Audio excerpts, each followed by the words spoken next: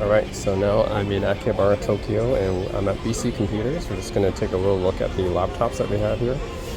So they have a Microsoft, this is a Microsoft section, I think. So Microsoft Surface Laptop 5, and this is a Surface Pro 9, which I really do like this Alcantara feel of the keyboard here. And yeah, the keyboard's alright for the Surface Pro stuff. Could be better, but I do like the nice little Alcantara texture here. Yeah, Surface laptop's definitely, it's just a pretty decent laptop all around. But overall, nothing special to me. Just like a regular looking laptop. This is Surface Laptop Studio. So yeah, this one is, I'll use the Surface mouse here. This one looks like a MacBook. It's almost like Microsoft tried to copy Apple here. Look at the design, it looks very MacBookish. Surface Laptop Go 2. This is like a smaller version. It's pretty light actually. It's like 2.3 pounds or something. Pretty nice and small. This is another Surface Pro. It's a hybrid. This one detaches. It's a tablet, so it detaches. And yeah, this is a similar one to the Surface Laptop actually, in terms of the material they use here. I think the keyboard could be a little bit better though. A little bit shallow for me. Surface Go. Right, yeah, it's a Surface Go, so it's a really tiny laptop. It's really good for like portable use. It's basically competing with the iPad here. It's like a tablet that detaches, but the same size as an iPad Pro. And you got more here. Surface Laptop Go 2. Yeah, this one is a little bit bigger. I think this is like competing with the bigger sized iPad Pros. So yeah, not bad. It's a decent alternative to an iPad Pro.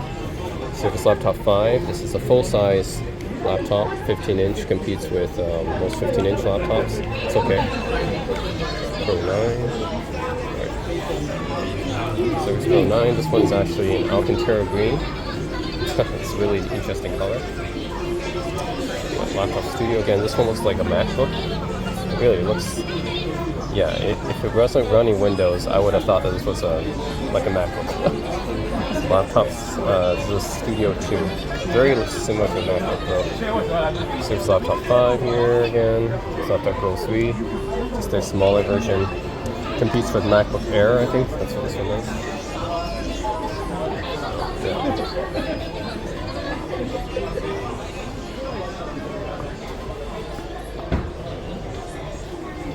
We do have the MacBooks. So it's a MacBook Pro 16. Yeah, this is a no-touch strip right here. That's good. Did they do away with that on the newer MacBook Pros? I thought all MacBook Pros had a touch bar here. It's good that they get rid of it because I hate the touch bar. So otherwise, maybe it's in Japan. This is the keyboard, the enter key they use in Japan. Yeah. But yeah, this one does not have a touch bar, which is a really good thing. I hate the touch bar, so it's good they kept the physical buttons here, fingerprint sensor here. Otherwise, pretty nice. I like the keyboard of the new MacBook Pros.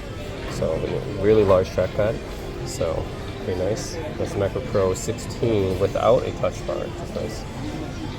It's MacBook Pro 14, which is a really nice size actually. So it's a good size. Speakers are pretty good. The weight is pretty average. But yeah, overall I think the MacBook Pro 14 is a pretty nice size. This is a MacBook Air, and it's a MacBook Air 15, but I think you would just go for MacBook Pro 14 probably is better, yeah, than the MacBook Air. Yeah, let's go with this one. Now the MacBook Air 13, this is the one I have, so this is a pretty good size. I have a M2, so generally overall, one of the best 13-inch laptops you can get overall, the MacBook Air 13. It's good all around. Obviously not for playing games, but for everything else, just super portable, great speakers and display. Keyboard's really nice, can't complain. Just the ports, I think, that's Apple though. And then this is the 13, I think this is the older version. This is a 13.6, oh yeah, this is the older version. Just get the newer version. The M2 one, MacBook Air is really good. Okay, now let's take a look at some of the other computers I have here. So what's this? This is a HP, older HP Pavilion. This one, what is this? Full-size numpad. Okay, interesting. We got a Dynabook tablet. It's a hybrid too. So the key connects to this keyboard. It's interesting. Really tiny Asus laptop here. This looks like a 12-inch display here. Really tiny. Or even smaller. It might be even a 10-inch. This is a really tiny laptop. Super portable, looks like. Yeah, and it's got the numpad thing here. Pretty cool. This is so small. I wonder what model this is. It's pretty entry level because it uses Celeron. So interesting. With like a green key, enter key. Very interesting.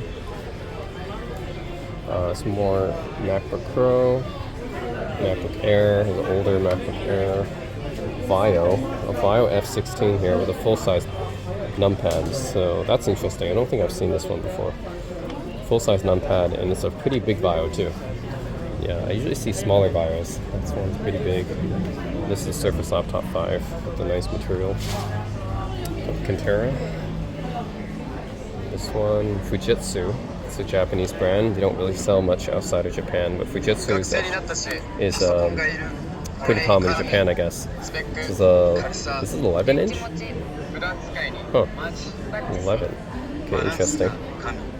i7 1355U. Interesting, okay. Very light. Actually, so light. It's like 2 pounds.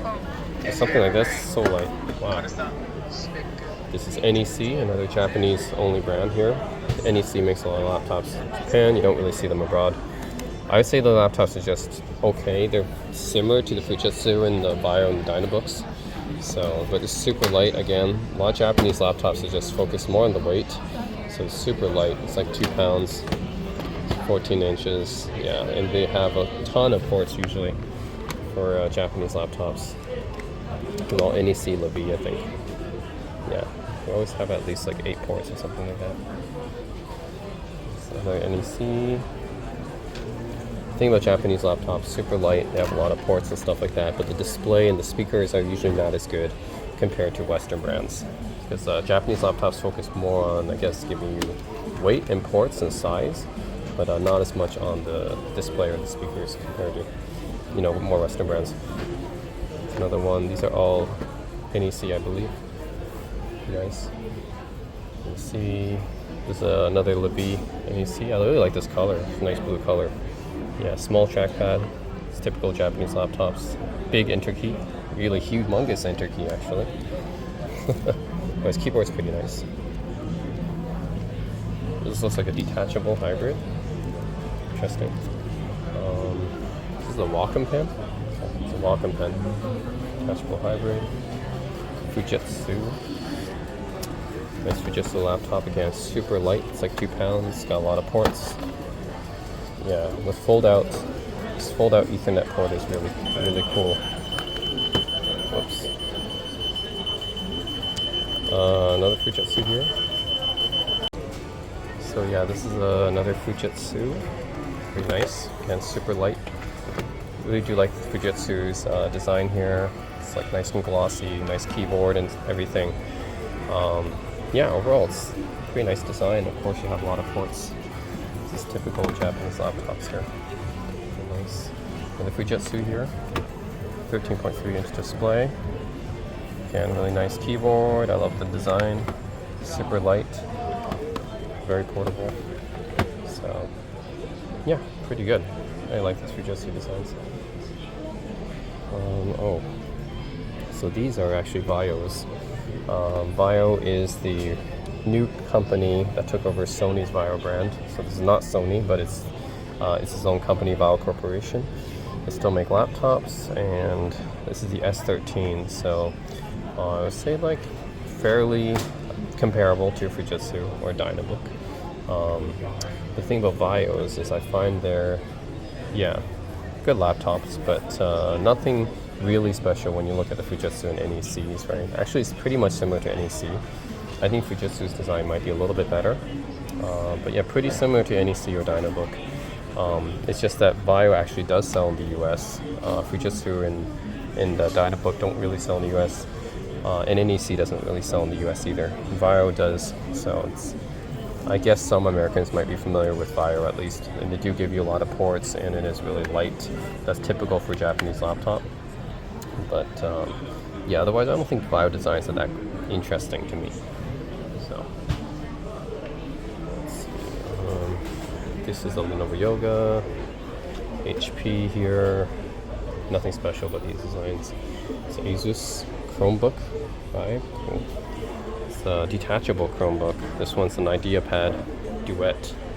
This is the OLED. That's really cool. OLED display. Nice, detachable. This is really super small. It's a detachable hybrid. This is an Asus, I think. The Asus Chromebook. Yep. Another Asus Chromebook here. It's a bigger one. Got more Asus up here. Asus. Lenovo Chromebook right here. Fujitsu. I prefer Fujitsu's designs to Vaio. I mean, it's actually kind of cool the way that Fujitsu does their designs. So I actually like some Fujitsu's designs. These are more tablets. Xiaomi pad, Flora.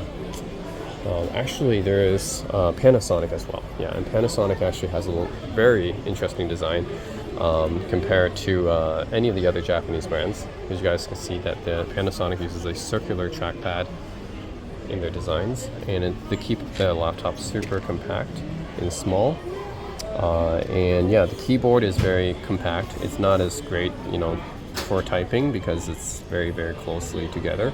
But I would say for design and everything, I really love Panasonic's designs. Just super compact, portable, tons of ports. You can see on the side VGA port, standard for Japanese laptops.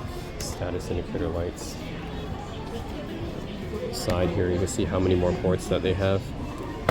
So, and then the circular trackpad is just really cool.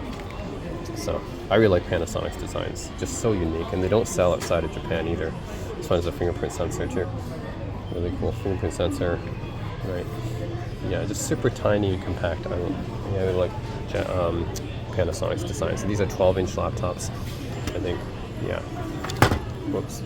And they weigh like 2 pounds, so super light, tiny, and I love the design. And they even have these status indicator lights, 5 status indicator lights. Pretty cool. This is a bigger Panasonic, but same kind of design aesthetic, as you guys can see. So really, Panasonic is like one of my favorite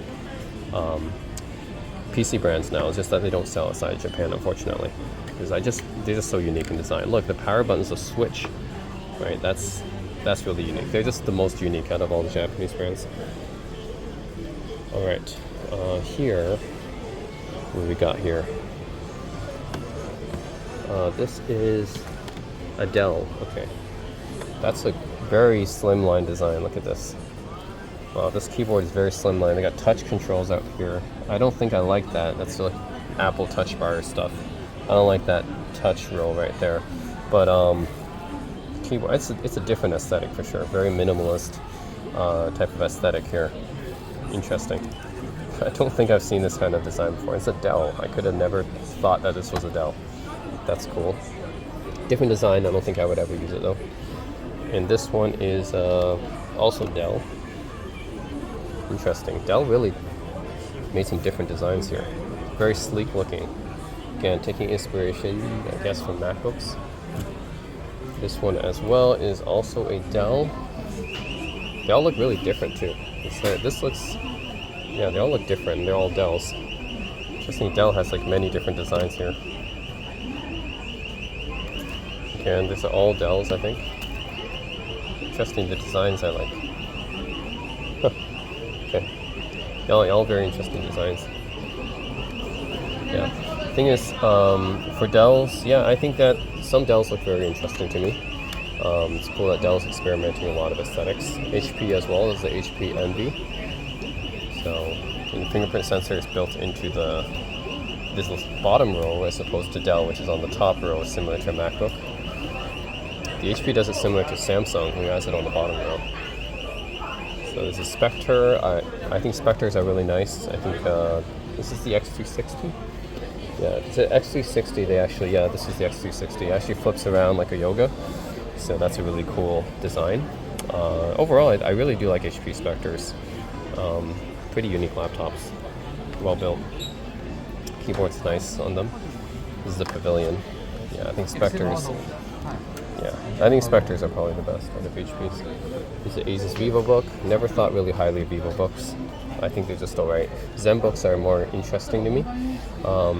But in terms of just having this kind of ultrabook form factor, yeah, these ZenBooks are nice. I think the OLED ones are especially interesting. If not the OLED, then the HP Spectre. So the non-OLED ZenBooks, I think, not that interesting. I'd rather get the HP Spectre. Then, yeah, another Asus ZenBook. Again, the only time I get a ZenBook, probably if it's the OLED versions. Otherwise, oh, this is the OLED.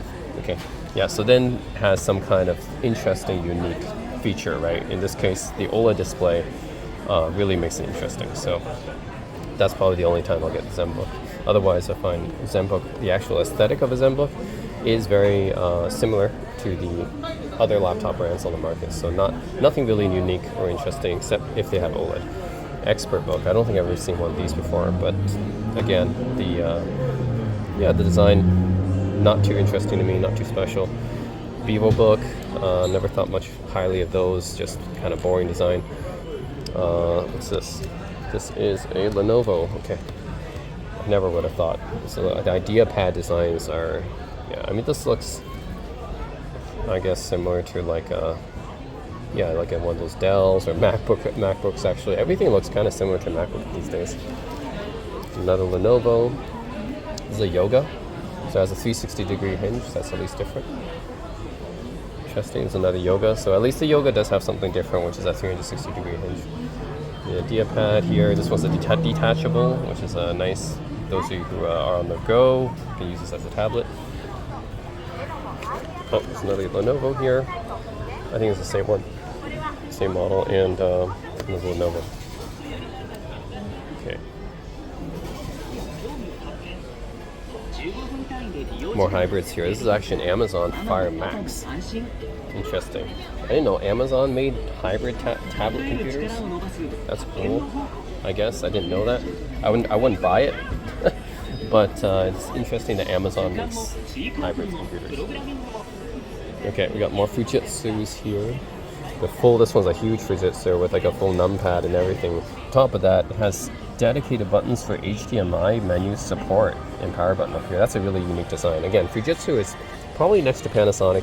Fujitsu has the most interesting designs for me. Yeah, more interesting than NEC or Bio for sure, or Dynabook. Okay, this one also a Fujitsu. Again, very interesting design. Full-size numpad here, and you get separate dedicated buttons for select, internet, which opens the browser menu, and support, which is cool, and power button right here. So yeah, Fujitsu is actually quite kind of different. That's cool. This is Fujitsu designs, right? And I really like the aesthetic of Fujitsu's. Really nice. I wish Fujitsu would sell more outside of the market. And there's another nice one with nice blue color too. Really nice. Yeah. Next to Panasonic, Fujitsu is probably my next favorite Japanese brand. Just in terms of the design and everything, it's really, really cool. They do something a little bit different, you know, compared to the other laptop brands. The Fujitsu here, white. This one's in red. A lot of really eye-catching colors too that Fujitsu makes. Actually, this is not Fujitsu. This is NEC. My bad. But anyways, NEC makes this nice colors as well. So this is a red color. I think Fujitsu does make this color, but in a different model. That's why I thought this was Fujitsu. But anyways, the NEC Levi, not as interesting a design as the Fujitsu's. It doesn't have a speaker grill with the dedicated buttons on top, or this kind of interesting aesthetic here. So definitely NEC is not as interesting in terms of design, but I do like this red color. It's cool. And this blue color is cool too. This is like the HP Spectre blue. So yeah, interesting. Also the same color as my HP Dragonfly Elite. So this nice full-size numpad here. Yeah, otherwise I prefer the Fujitsu's design, but I do like the color here that the NEC has. Another red color. And NEC, right, they don't sell outside of Japan. It really is specific to Japan. So another one of those brands you don't really see outside. And this is Dynabook, another Japanese brand. Dynabooks are, I would say, similar to NEC in the sense that the design to me is okay. It's like nothing too special or anything. So no Dynabooks. Dynabook used to be Toshiba, by the way. So this is essentially Toshiba. It's just they rebranded to Dynabook. I think it might be a different company or something, but essentially Dynabook comes from Toshiba. But yeah, pretty sleek, almost minimalist-ish. compared to Fujitsu and Panasonic for sure. It's more sleek and minimalistic. But I'm not like a huge fan of Dynabook. Like the design is just, it's okay. Yeah, I think Dynabook and NEC are pretty similar to me. It's just an okay aesthetic. I do like this color though. Another nice blue color. Yeah, the same one that NEC had. Yeah, this blue color is really nice. Yeah, otherwise, yeah, Dynabook designs are, I don't know, fairly plain to me. Yeah. Okay, here we have LG, and LG is, I don't like this keyboard at all. I mean, they have a full-size keyboard and a full-size numpad, but man, it's so shallow. It's really like the older, you know, remember the 2016 era MacBook Pros with the butterfly switches? Really kind of reminds me of that. I don't know why LG went with that, but the keyboard is really, really shallow in this one. It's another LG Gram. LG Grams are known for their lightweight, but then I would say like the lightweight of LG Grams are nice, but most Japanese laptops have lightweight anyways, so it's not really a distinguishing feature for LG anymore. You can just find any of the Japanese brands, the Vaio, Fujitsu, Panasonic, those also have lightweight too. But I think what's cool about LG Gram is that they've managed to keep this lightweight even for the bigger models. So anyways, if you want like a 16-inch, this one's a 16-inch, and still have it be really light, then LG Gram is pretty much the only one that offers that. Because the thing about the Japanese laptops is, actually let me compare. Yeah, so Japanese laptops are light, but only if they're on the smaller size ones. Like this one is a bigger, this Dynabook is one of the bigger ones, 15-inch. So it's got like an average weight for a 15-inch laptop.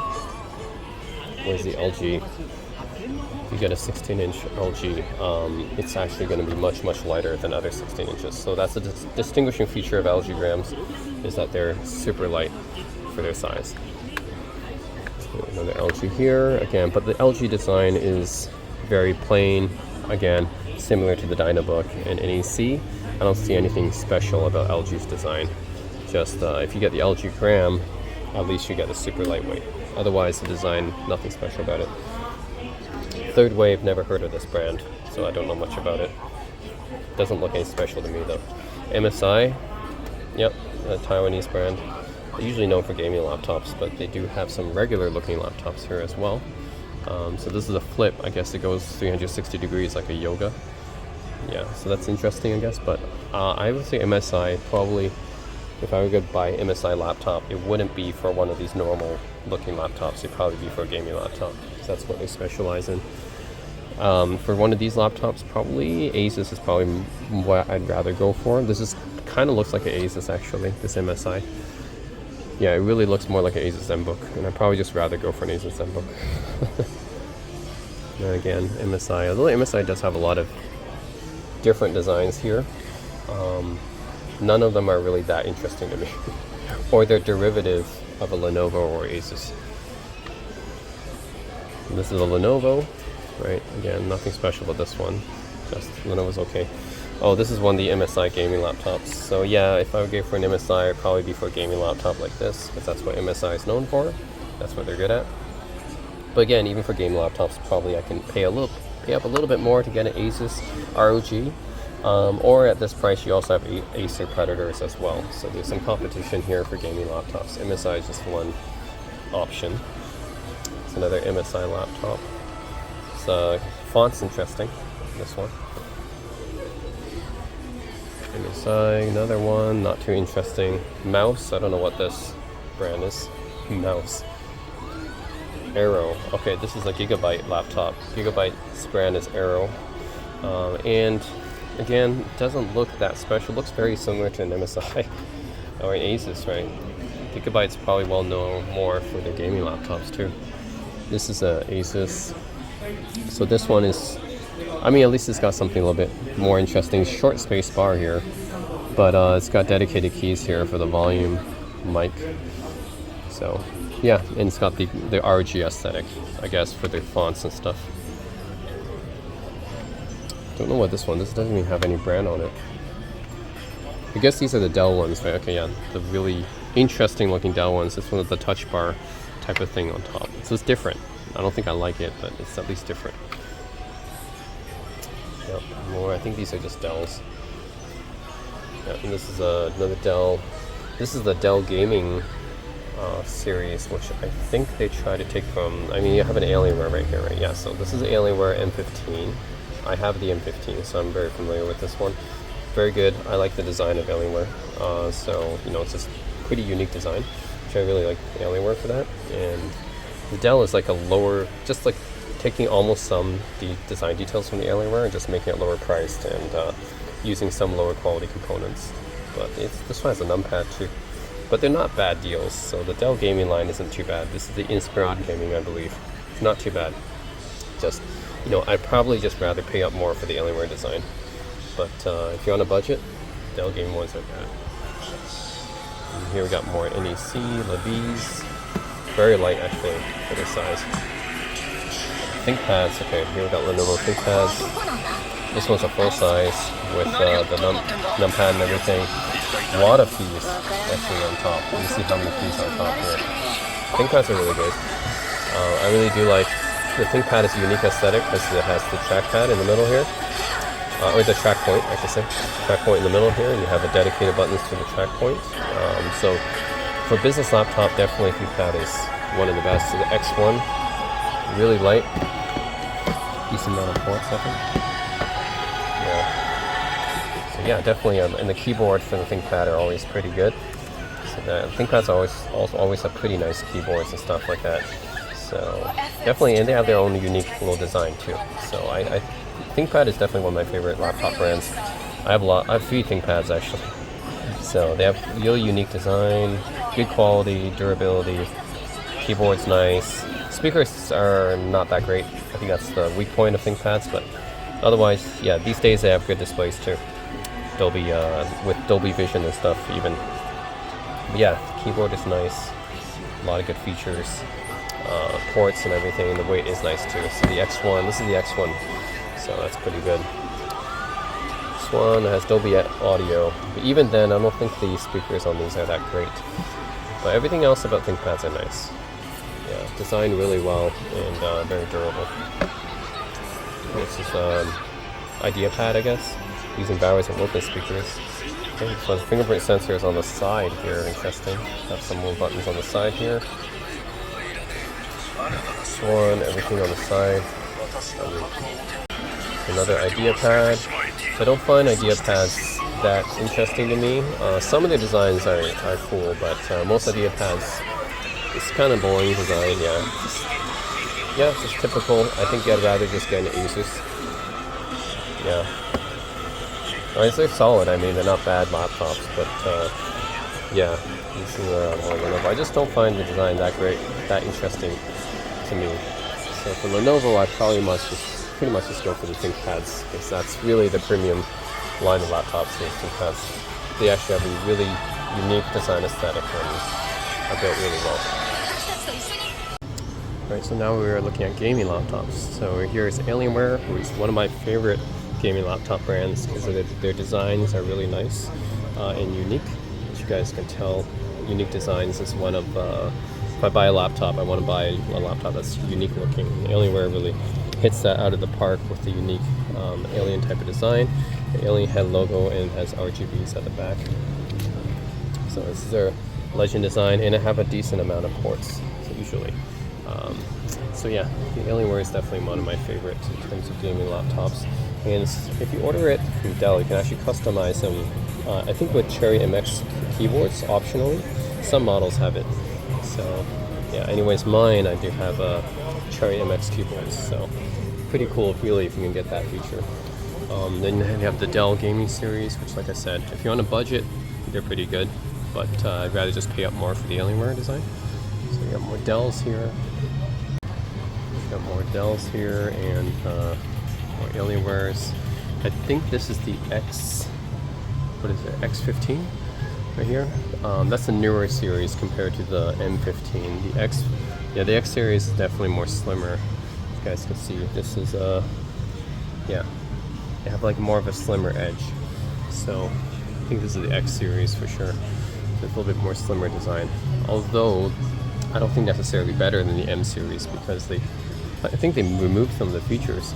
Some of the ports and stuff got taken out. So I'm not a huge fan of the X series, just that they're slimmer, that's it. But I think they removed some features from the M series. This one is Lenovo Legion, I'm guessing. Yeah, Lenovo Legion isn't bad either.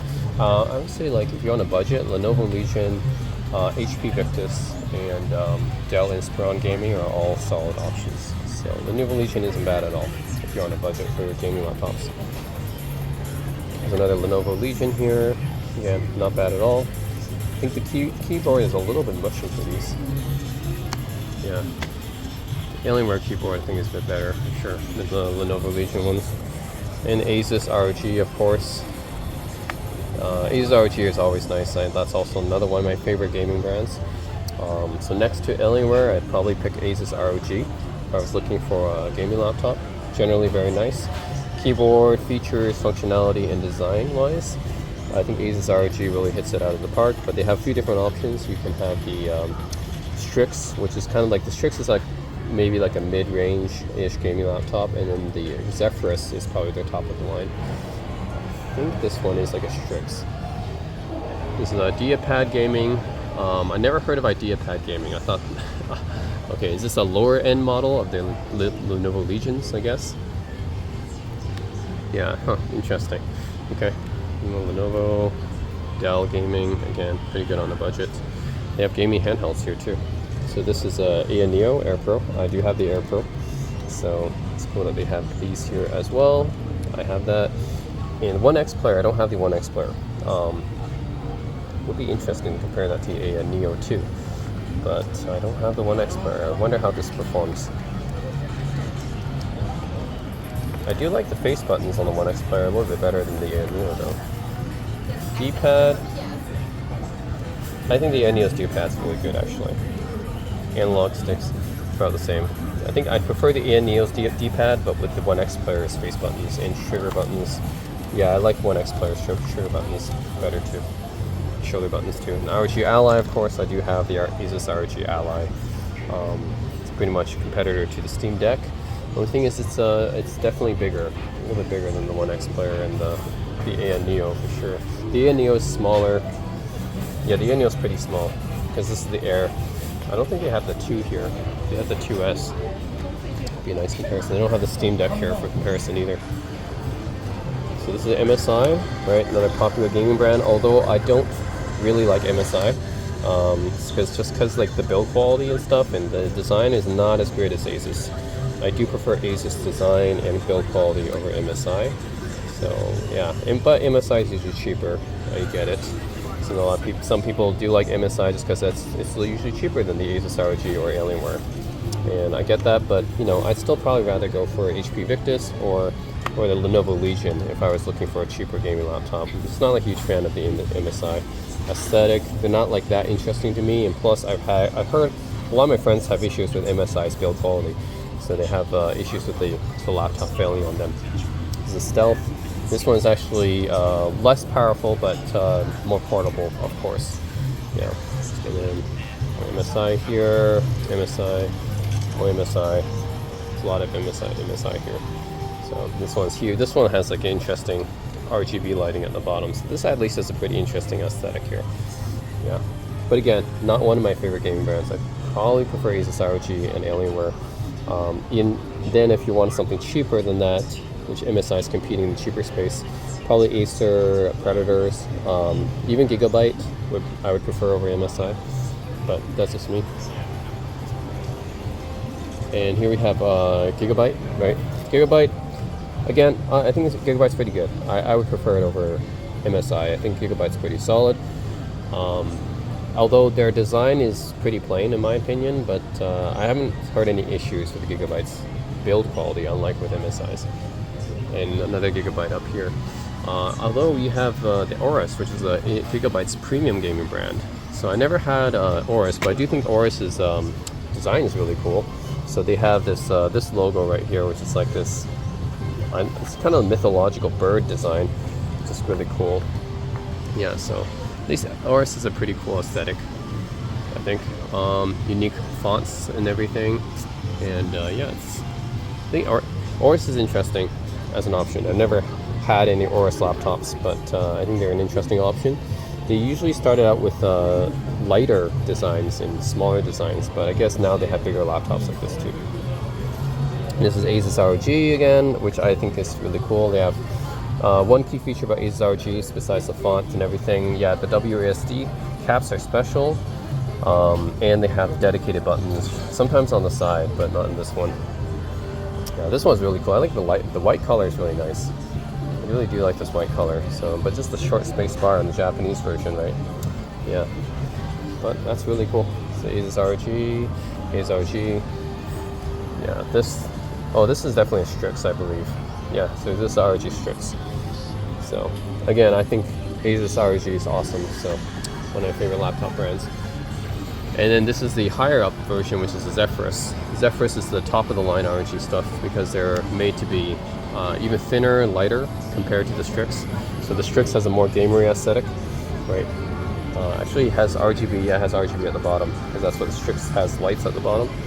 The Zephyrus doesn't have that kind of gamer aesthetic, but it is more thinner and lighter and just as powerful as the Strix. So yeah. So yeah, the Zephyrus is pretty good if you don't want to have that gamery aesthetic, but you want something lighter and just as powerful. Let's see, the Zephyrus again, the black version. I prefer the white one actually. I think the white one looks really sleek, and this one as well. Asus. There's one other Asus right here, and this one as well. So this has a 3050 inside of it. Interesting. Pretty. Is this a hybrid? It's interesting. It's like a hybrid. The laptop, it's like the tablet detaches, but it has a 3050. I wonder how that works. It's a hybrid gaming laptop. Never seen that before. I think that might be the Asus ROG Flow, right? But the Flow actually is a gaming tablet hybrid, which is really cool. So that's the thing about Asus. They make a lot of really cool experimental laptop designs for their ROG brand, which is cool. Okay, so here we have the Acer laptops. So Acer Nitro is their one of their gaming laptops here, and the Acer Nitro series usually known for being like maybe thinner and lighter compared to the flagship Predator series. So this is the Predator. This is their more flagship gaming laptop series, competitive with MSI and some Asus ROG Strix. So that's their Predator logo. Yep. So overall, Predators. I mean they're nice. Just I still prefer Alienware and Asus the most, but yeah, if you want something like a little bit cheaper and stuff, yeah, some of the Acer Predator and Nitro laptops are good too. I guess they're competitive with Gigabyte, you know, Aero, or the MSI laptops. So it's not bad. You can't. Nothing wrong against Acer. I just think that the aesthetic of the Asus and Alienware is better for me. And then this is Galeria. I'm not too familiar with the Galeria brand, but yeah, from the looks of it, it looks more like less like a gaming laptop, more trying to be more like a mainstream laptop. So, anyways, this is Galeria. Interesting. I'm not too familiar with this brand, but they look like they're not trying to be like a gaming laptop. I think it says Steam pre-installed. Okay, whoop-de-doo.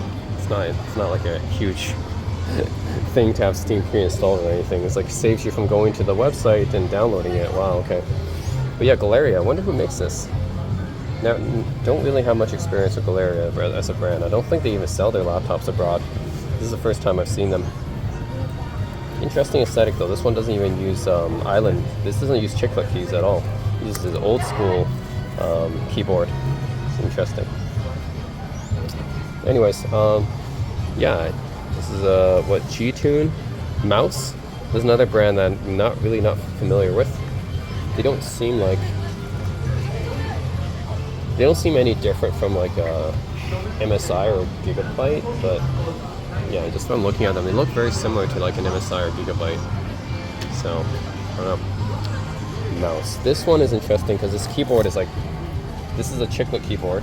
Very familiar with modern laptops, but now this is an old school keyboard. Old school meaning like pre-2015, where a bunch of laptops usually have the keys squished together like this. A lot of gaming laptops did that back then, and this has it. pros and cons really. You can fit more keys in a smaller amount of space, but then people think it's cramped. So pros and cons to using this mouse. I wonder what kind of brand is mouse anyways. This one just looks like a normal laptop, not like a gaming laptop. Razer, okay. This is a Razer, makes very premium looking gaming laptops. But basically you can think of Razer as MacBook like, except it has like a gaming, gaming features, good GPU and everything. This one's an RTX 4070. Some Razer laptops even have OLED displays, which is really cool. I think they even have mini LED displays actually on their newer ones. So props to Razer. Actually, I do like Razer. I just think that they're usually very expensive. But if you can afford Razer, I mean, they make some pretty unique looking laptops. I mean, well, I wouldn't say unique looking. They're basically MacBook looking. But some of them have unique features, like having a mini LED display on some of them. So yeah, if you ever want like a laptop that looks like a MacBook but has gaming related features, then yeah, check out Razer. It's just that Razer is usually pretty expensive, and they are usually thin and light as well. So the Razer Blade was one of the thinnest and lightest laptops when it first came out. Still is. So yeah, do appreciate the Razer green aesthetic here. Yeah, but in terms of the actual design itself, it doesn't look too gamery. Yeah, so you have the Razer logo here. Yeah, that's pretty recognizable, but it's not like too gamery looking compared to other laptop brands. And finally we have HP Victus and HP Omen, which is HP's gaming laptop brands, competing with Dell Inspiron Gaming and Lenovo Legion, I would say, because these are more budget gaming laptops, and they're not bad at all.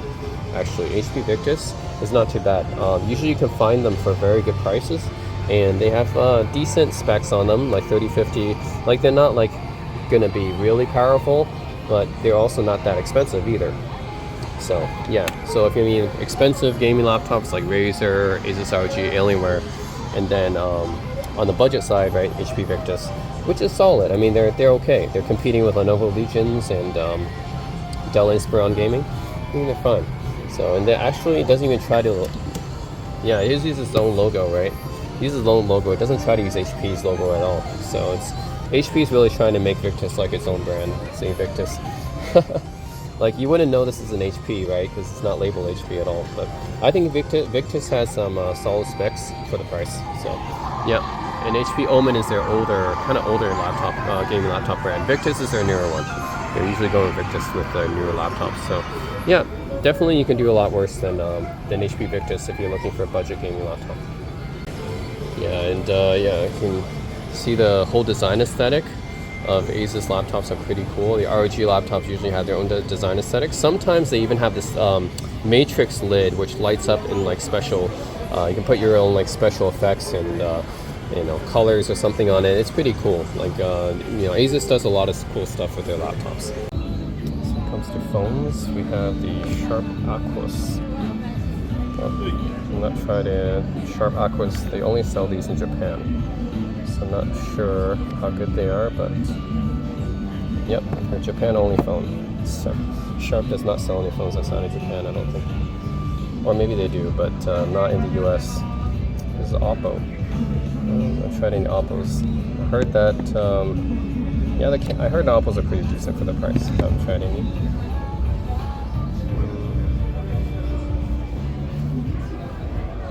This is Motorola Moto G.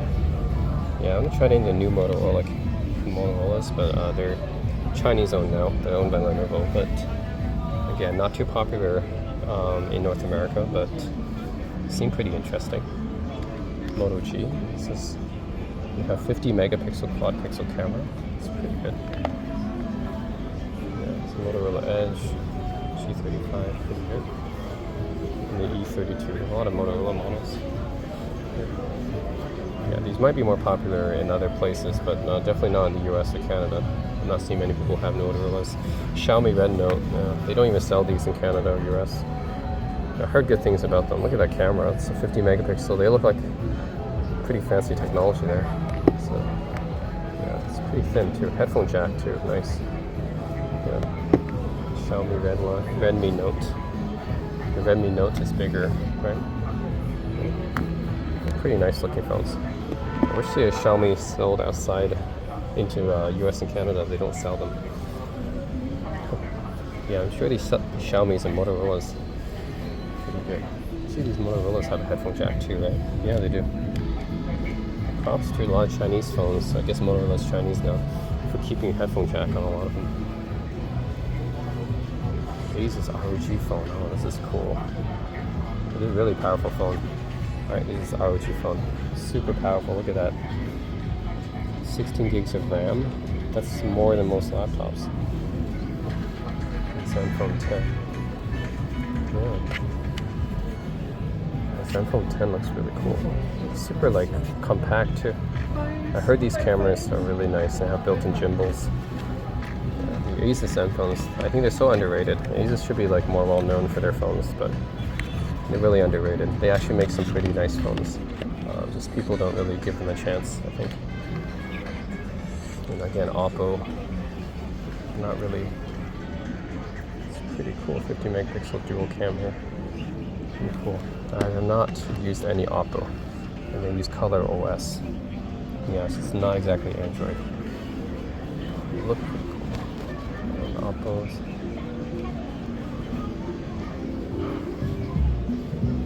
Kyocera. There's another brand that's Japan only, really. Kyocera is not really a brand you see in North America that much. They don't look that special except for this power buttons on tops, like a laptop power button almost. Yeah, otherwise I don't see anything that special about them. Oh, let's look at this. An Xperia Ace 3. Okay. Oh, it's pretty small and compact. I wonder if the Xperia Ace is like their lower brand, right? That's the kind of budget, mid-level budget brand. Again, Sharp. Yeah, so Sony does sell outside of Japan and into America, but it's not really popular. Sharp just does not sell into America at all. You can get them though, but I just don't see anything special about the Sharp. Just like with the Kyocera, I don't see anything special about them. Motorola. And this is it's interesting. Yeah, but I don't think there's anything special about them. They look cool. Nothing special about them that really makes me interested though. But definitely cool build quality. Build quality's nice. Very thin, slim.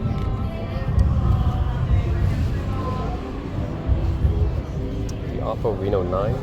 Again, don't know too much about Oppo phones, but they seem solid. Just like the Motorola though. There's nothing like too special that makes me really want to get them. That's another Oppo. I'm sure they're pretty good for the price though. It's a Libero. ZTE. Okay, ZTE is another brand, it's Chinese. And I think ZTE is pretty good, but this is this camera. AI triple camera. That's pretty cool. Yeah, I don't know. Maybe I might give them a chance. If at some point. I think ZTE has released some really cool phones in the past. Yeah, just so much in the market right now. Negative to Kyocera S10. Pretty compact. Yeah. No headphone jack though, unfortunately, but it's nice and compact though. The Nothing Phone 2. Oh, this just came out, right? Nothing Phone 2 is reasonably big. What's special about these LEDs and yeah, it's just like notification system on the back, the LEDs. That's a special thing about the Nothing Phone. Yeah. So yeah, I guess this is a special thing, a unique thing about the Nothing Phone 2, but yeah, other than that, I don't think it's kind of gimmicky to me, so I won't get it, but, and it's a little bit too big, that's the other problem.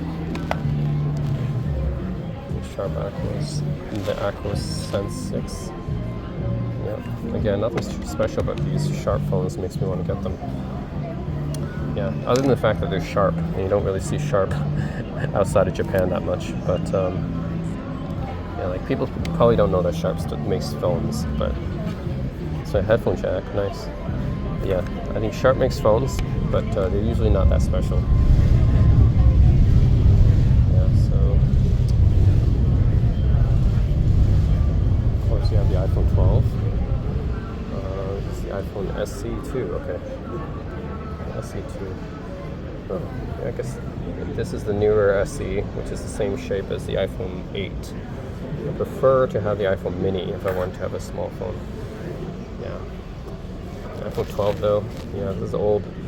Right now it's iPhone 15, so it's an old phone now, but it's an iPhone, so I do like that they brought this kind of shape back. with the iPhone 12. So iPhone 11 and before, it was like more rounded. So that they brought this more rectangular shape back with the iPhone 12 is a good thing. Not like the rounded shape they have with this is the iPhone 8 shape. Yeah, this is 12 again, 12 mini. That's actually half the 12 mini. It's a really nice phone. Especially for a small phone. The 12 and 13 mini are probably still one of the best phones you can buy for a small phone. Yeah, they stopped making the mini after 13, but still really good if you're looking for a small phone. So iPhone 12 mini, still pretty good. Samsung Galaxy S23. Is this the newest one? Triple camera set. It's actually not that big. Not too bad, actually. The size is actually pretty good. I was expecting it to be bigger, but it's actually not a bad size at all. Just wish it had a headphone jack, but it still doesn't have micro SD, right? Anyways, I like the S23 size, actually. It's not too heavy, and it looks premium. It feels premium. Yeah, the S23 is actually not bad. I was thinking it would be bigger, but it's actually a pretty nice size. S23, they have a lot of colors, obviously, as well. S22 is the previous generation. Samsung. It's pretty nice too. Just obviously though, the S23 is the newer generation. If you want the latest cameras, then go for the S23. And then these ones seem to have the recessed cameras here. The S22. S23 has the cameras that kind of budge out just like the iPhone does. Galaxy A23 here, but these are Samsung's cheaper models. Yeah, these are like their cheaper models, budget models. A54. I don't really like look too much into these models. I think if you're looking for budget, the Xiaomi's are probably better. So here you have Xiaomi 12, which is a huge phone. This phone's massive. Yeah, Redmi 12, and Redmi Note. Yeah, actually this looks cool, premium. This camera system looks really cool. I wonder how it's liked. It's too bad Xiaomi doesn't sell outside of in North America. Sharp Basio Active. Again, nothing too special about the Sharp stuff. And Xperia S3, saw that already. It's kind of Sony's budget line or mid-level line. The Sony Xperia 10 5. Actually, this is another budget phone. Yeah, the 10 is kind of their budget line too. So no, I don't think there's anything too special about those. Yeah, other than actually even the size is not really that small. Yeah, I think I would rather go for the Xperia 5 or 1 series. Okay, that's pretty much it, I think. Let's see your speed. Right, so now I'm in the computer section of the store. So we're going to check things out here. We have a Microsoft Surface Go here. Surface Go 3, and this is the hybrid version. So yeah, you can detach the tablet and everything. It's got nice material here, Alcantara, I think. So the tight cover is not too bad, but it's not like great either. So don't expect a lot of travel from this, but it's okay for like a detachable keyboard cover. So yeah, I'd say for like a hybrid type of PC, the Surface Go is not a bad option at all. So yeah, it's pretty decent, I'd say. So Surface Go. This is a Surface Laptop 5. Yeah, so this is their non-hybrid, their regular laptop model, and you can't really go wrong with a regular Surface laptop. They're not bad laptops at all. Like if you're just looking for a regular laptop for everyday work and play and everything, yeah, it's not bad. I would probably say Dell XPS, the HP Spectre, and the Surface laptop are probably my recommendations for a regular everyday Windows laptop. So yeah, can't really go wrong with these. I really like the material that they use. I think that's kind of a feature of Surface laptops. Of course, it's a touch display as well, so that's always nice. And yeah, the design isn't bad. Have the Microsoft logo on the back, Windows logo, I should say, yes, not Microsoft. But yeah, it's pretty much, you know, for regular Windows laptop, it's not bad. I do recommend them. Nothing really too terrible about them. So yeah, this is the Surface Pro 9. So yeah, Surface Pro is another hybrid laptop, just not as small as the Surface Go, but it's more powerful than the Surface Go. So yeah, for a hybrid computer, it's again not bad. If you're looking for something a bit more powerful, with a bigger display than the Surface Go, then the Surface Pro is also, and this is 9th generation now. So yeah, I haven't actually owned one before. I've only had the Surface Book when it comes to Microsoft laptops, but yeah, if you're looking for a hybrid computer, again, can't go wrong with the Surface Pro stuff. Microsoft is one of the best at doing this kind of stuff. There's a Surface Pro 8. Oh yeah, so this is the Pro 9 and the Pro 8. Like all the Surface laptops have this kickstand. So yeah, that's I mean, it's if you're gonna have a hybrid, right?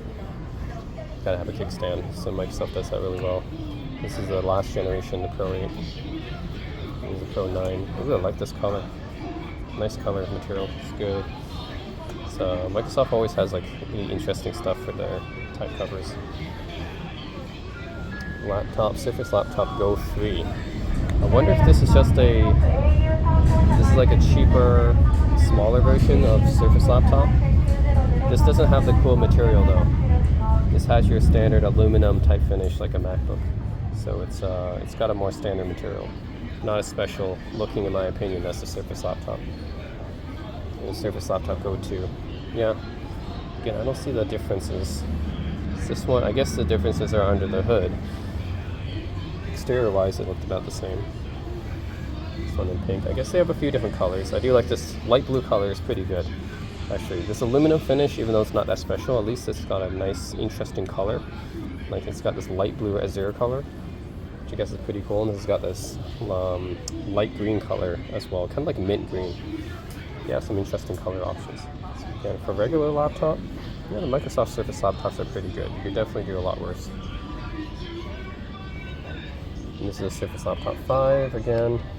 This one looking a lot more like a MacBook for sure.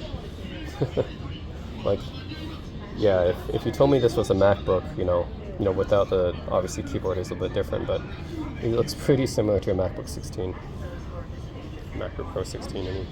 And this is a Surface Laptop Studio, which is kind of their creative laptops, and Surface Laptop Studio 2. And what's cool about these is, I mean, they look like, basically you fold out the display like this from the front, so they actually, you can push it back like this. Yeah, whoops.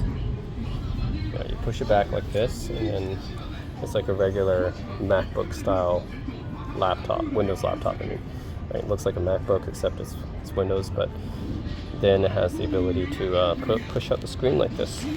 So you can bring it forward, yeah, put it like that, and then that's for creative stuff, like you can use your pen to draw stuff, you can watch movies, view presentations. So yeah, it's actually a pretty interesting convertible concept. I wonder if you can fold it down too. Yep, you can fold it down, I think. Yeah, you can fold down like that into like a tablet now. So then you can really do some creative stuff on it, like drawing and stuff. So it's an interesting concept. I think the HP Folio uses the same concept as well as the Sony Vaio Duo way back in the day used it too. So interesting concept. Surface Studio is pretty expensive. But yeah, I think this is their Microsoft's upper tier laptops. And this is the Asus. This is one of the cheap ones, E210. Asus makes a lot of laptops, so this one's like really small. 11.6 inch. 11.6 inch display, that's really small. This is ZenBook S3 13 OLED. Yeah, so it's a nice OLED panel, it's touch. Okay, yeah. It's a nice OLED panel, really beautiful. Nice looking design, small, compact. In terms of the port selection, yeah, it's not great, but it's small, what you expect. These days you can't really expect too much in terms of ports from non-Japanese laptops. So,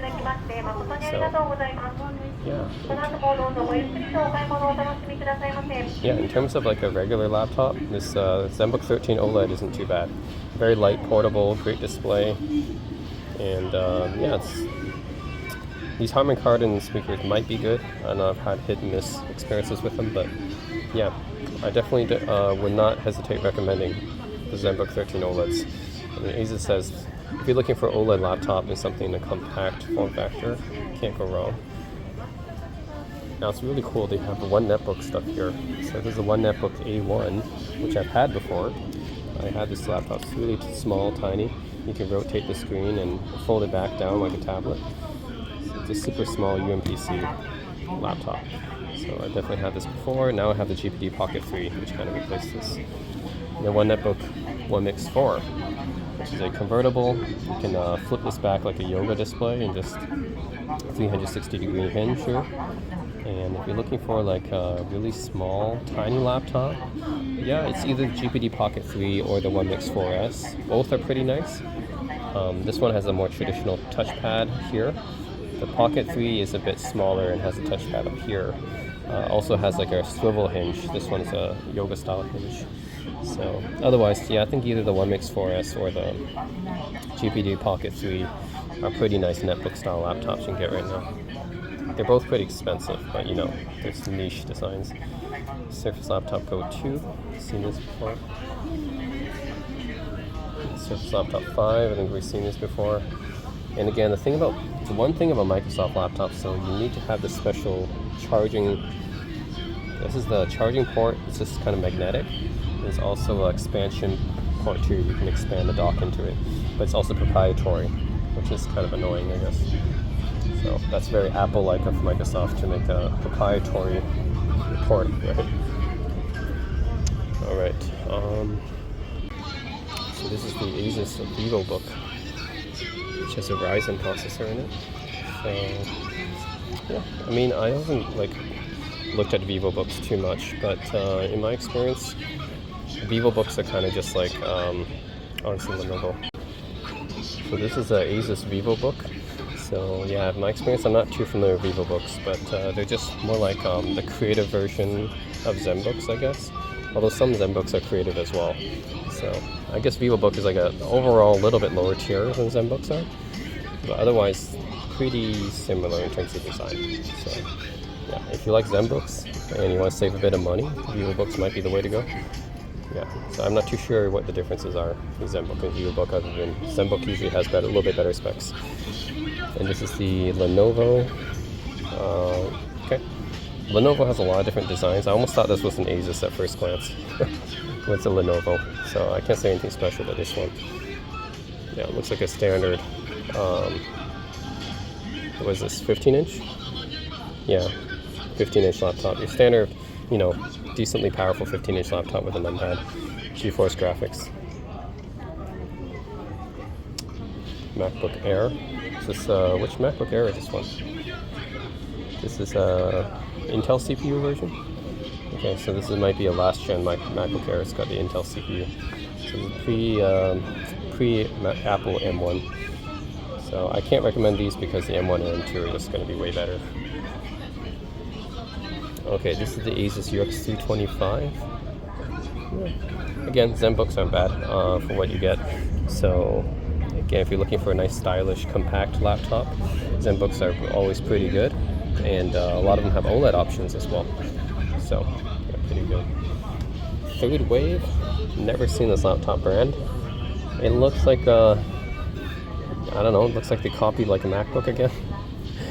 Or like, yeah, even something like a Lenovo, or, yeah, the previous copy, yeah, like a Lenovo or a MacBook. Yeah, it doesn't look too special to me, though. Yeah, Third Wave, what kind of laptop brand is that? Oh, this is Dynabook. Dynabook is, basically, it's the successor of Toshiba. So Toshiba used to make laptops, right? So now it's called Dynabook, and, I like this color. It's really nice deep blue color with the Core i7 32 1TB. Okay, that's pretty high in specs, 15-inch. So I like the color. Design is pretty standard. A lot of ports as you would expect for Japanese laptop. Dynabooks, they don't really sell them too much in the US or Canada. This is like another one of those mainly Japanese brands, but again, as with all other Japanese brands, you get a lot of ports and stuff and good reliability. And it's a nice color too, so yeah, not bad. There's more This is a silver color Dynabook. So again, if you're looking for a laptop with a lot of different ports and good feature set for business users, I think Dynabook's pretty good. So yeah. Looking at how many ports they have. Definitely Japanese laptops always have a lot of ports. A full-size SD card slot, that's what I see. Nice. I think this is the Dynabook section, right? We're in the Dynabook section. Okay. Yeah. So all these are Dynabooks here. All pretty nice. Again, I wouldn't buy one because there's I don't know. I think the design is like not too special for me. It's not like it's OLED or anything. Not convertible. I mean, it's solid. It's just overall solid. It gives you a lot of ports and features, but I wouldn't say anything unique really pops out to me about Dynabooks. The same design here, except with a fingerprint reader here, I think. These are smaller Dynabooks, which actually are more interesting to me. These are Celeron powered. What's this? 120 gigabyte MMC. These are pretty small. This is a detachable too. Dynabook kit. Now that's actually pretty interesting. It's detachable. Yeah, that's actually pretty cool. Okay. There's the touchscreen. Yep. Okay, so it's like a detachable tablet one. That's actually pretty cool and interesting. So this is actually the first one I'm actually kind of interested in. It's a hybrid convertible one, detaches, and it's really small. That's cool, and should have some decent amount of ports on it too, and be good reliability since it's Dynabook. Dynabook V8. Oh, this one is yeah, more like he's a Zenbook competitor, it looks like, but it has like a webcam here. What's that about? Why is the webcam here? And they have a webcam up there too. I'm curious what this bottom webcam is about. Interesting. Yeah, I'm curious what this bottom webcam is about. What's this? 13.3, yeah. It's about the Zenbook competitor, basically. Pretty light. A lot of ports here, as you would expect from a Japanese laptop. Yeah. Full-size HDMI, 2 Thunderbolt. Okay. Yeah, I just wonder what this little bottom camera thing is for. Is that an ambient light sensor? Like, what is that? Interesting. Yeah. It's a little bit different. Doesn't have that bottom webcam thing. The power button shifted from, I think these ones in the middle. No, actually, where is that power button? That's not the power button. Interesting. Oh, it's on the side. Okay. I wonder if these are convertible then. Are these convertible? If these are convertible, that makes sense. Okay, I think these are convertible, that's why. Yeah, because they fold back 360 degrees, I think that's why there's a webcam here as well. Because in case they fold back 360 degrees, you can take pictures using this camera. If you want to take pictures using your laptop, I mean, that's probably what this is for. You fold back 360 degrees, this can take pictures, and then the power button is right there. That makes sense. Okay, that's cool then. It's a convertible. And this is not a convertible. That's why it doesn't have that. It's just the power button's up here instead. Okay. I like this color. Nice white color. Very clean looking, of course. So, yeah, and it has, it's got a slider in terms of the webcam. Okay, cool.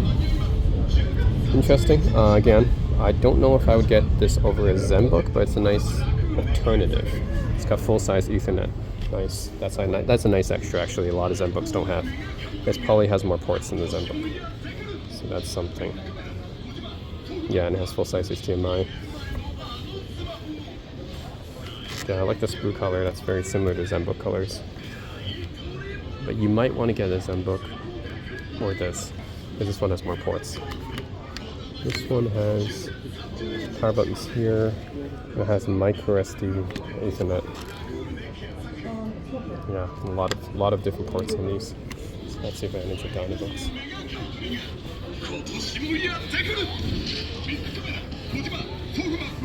These are like bigger size Dynabooks. 15.6 inch, 15.6 inch full size numpads. This is NEC, another Japan-only brand, basically. They don't sell NECs really outside of Japan. So NECs, what I've noticed is they're very similar to Dynabooks, honestly. Let me just look at this. fairly similar to what we saw with the Dynabooks. This is a cool red color. I think this is pretty cool. Just if you like this red color, NEC has that. And then this blue color, which is this one, is called the what is it? The Kachi Iro. They have a special gold blue color that Japan only uses. And I find a lot of Japanese laptops have this gold blue hue, which is a really nice color actually. I really like this color, this Kachi Iro color. So otherwise the design itself isn't that special to me. It looks, that's pretty similar to that Dynabook. But yeah, it's a full-size numpad, everything. But it's just this color is really cool. Yeah. See, I really like this brilliant blue color here. In terms of the ports here, it's got a full-size SD. Yeah, so there's something. And it's got HDMI, full-size Ethernet. So yeah, the Japanese laptops, they always give you a lot of ports. But otherwise, design is pretty similar to the Dynabooks. Yeah, except I do like this color a little bit better than what I saw in the Dynabooks. And Levy's series, I think they're supposed to be pretty light too, but again, Dynabooks were light too. All Japanese laptops are pretty light. This is a different one. Nothing too special about this layout either. I do like the arrow keys on this one better. Full size. This one's like an HP type of arrow keys. They reduced top and up and down, which I don't like as much. This one's at least full size, and this huge enter button. It's a very Japanese thing to have a huge enter button. It's got a red color again. This one's got a beige color, or gold beige. It's called the Extreme Carbon. Again, huge enter key, huge shift and cap lock keys. This one at least has like really good full-size keys. Yeah. And again, you have your full array of ports as you do on Japanese laptops. Right, so yeah, so you see. Oh, this one's like totally silver color. Otherwise, pretty similar. Yeah, although I like this color the best, the Kachi Iro blue gold color. This one's really eye-catching. And this one as well. But yeah, nothing special about the NEC laptops that I can see. They're pretty similar to the Dynabooks in terms of the feature set, in terms of design. Yeah, nothing too special. And then Lenovo actually can have a lot of cool designs because they make so many different types of laptops. This is the IdeaPad Duet. I think this is a hybrid. So this one detaches from this keyboard here. Yeah, so that's pretty cool. And then this is another IdeaPad. The design itself is not too special. We saw this with the NEC and the Dynabooks. The standard, yeah, full-size keyboard with a numpad. It's just what you want in a laptop of this size. So I think Lenovo is just taking very similar design cues from the Japanese laptops there. Now, what you get in terms of ports is also similar, it looks like. Yeah. Pretty similar port selection to the Japanese laptops. Looks like Lenovo pretty much just followed what the Japanese laptops did. Now this one's interesting because the up and down arrow keys are cut in half. The enter key is a little bit cut in half as well, and the shift key is also cut in half. Don't get what's up with this one then. But at least it's got most of the ports at full-size SD, full-size HDMI. It does not have the Ethernet though. Some of those Japanese laptops we saw had Ethernet. Yeah. The colors are not as good as what I saw. I mean, I like the blue color here, but I still prefer the blue gold that the NEC had. This one, yeah, pretty similar to the Dynabook colors. Yeah. So these laptops look pretty bog standard actually for Lenovo. They have a lot more interesting designs that they're not showing here. Oh, this is the Yoga actually, so this goes 360 degrees. But they have other experimental designs as well. They have the Yoga Book, which has like a touchscreen at the bottom, which is not shown here. So these are probably more of Lenovo's more conservative designs. These look pretty similar to the NEC and Dynabook. Okay, Dynabook right here. Fujitsu, that's cool. They have Fujitsus here. I really like Fujitsu. I think their designs are a little bit more unique. Okay, so this is the HP section now. HP actually has some cool designs too. This is the NV X360, which is their lower end convertible. Their higher end is the Spectre. So lower end convertible is the NV, but it's not too bad. I mean, in terms of design, I think it's pretty stylish. Only thing about HP is, just like with the other American brands, they take out a lot of the ports. So you only have one micro SD, USB port, and then I think a Thunderbolt there. That's pretty much about it. So you don't have too many ports with American laptops. They really do like to take away the ports. But again, other than that, design is pretty nice, I guess. Pretty compact, slim, not a lot of bezels.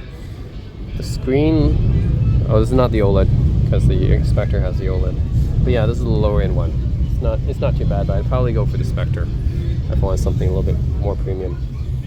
And this is the Pavilion, right? I think this is the Pavilion.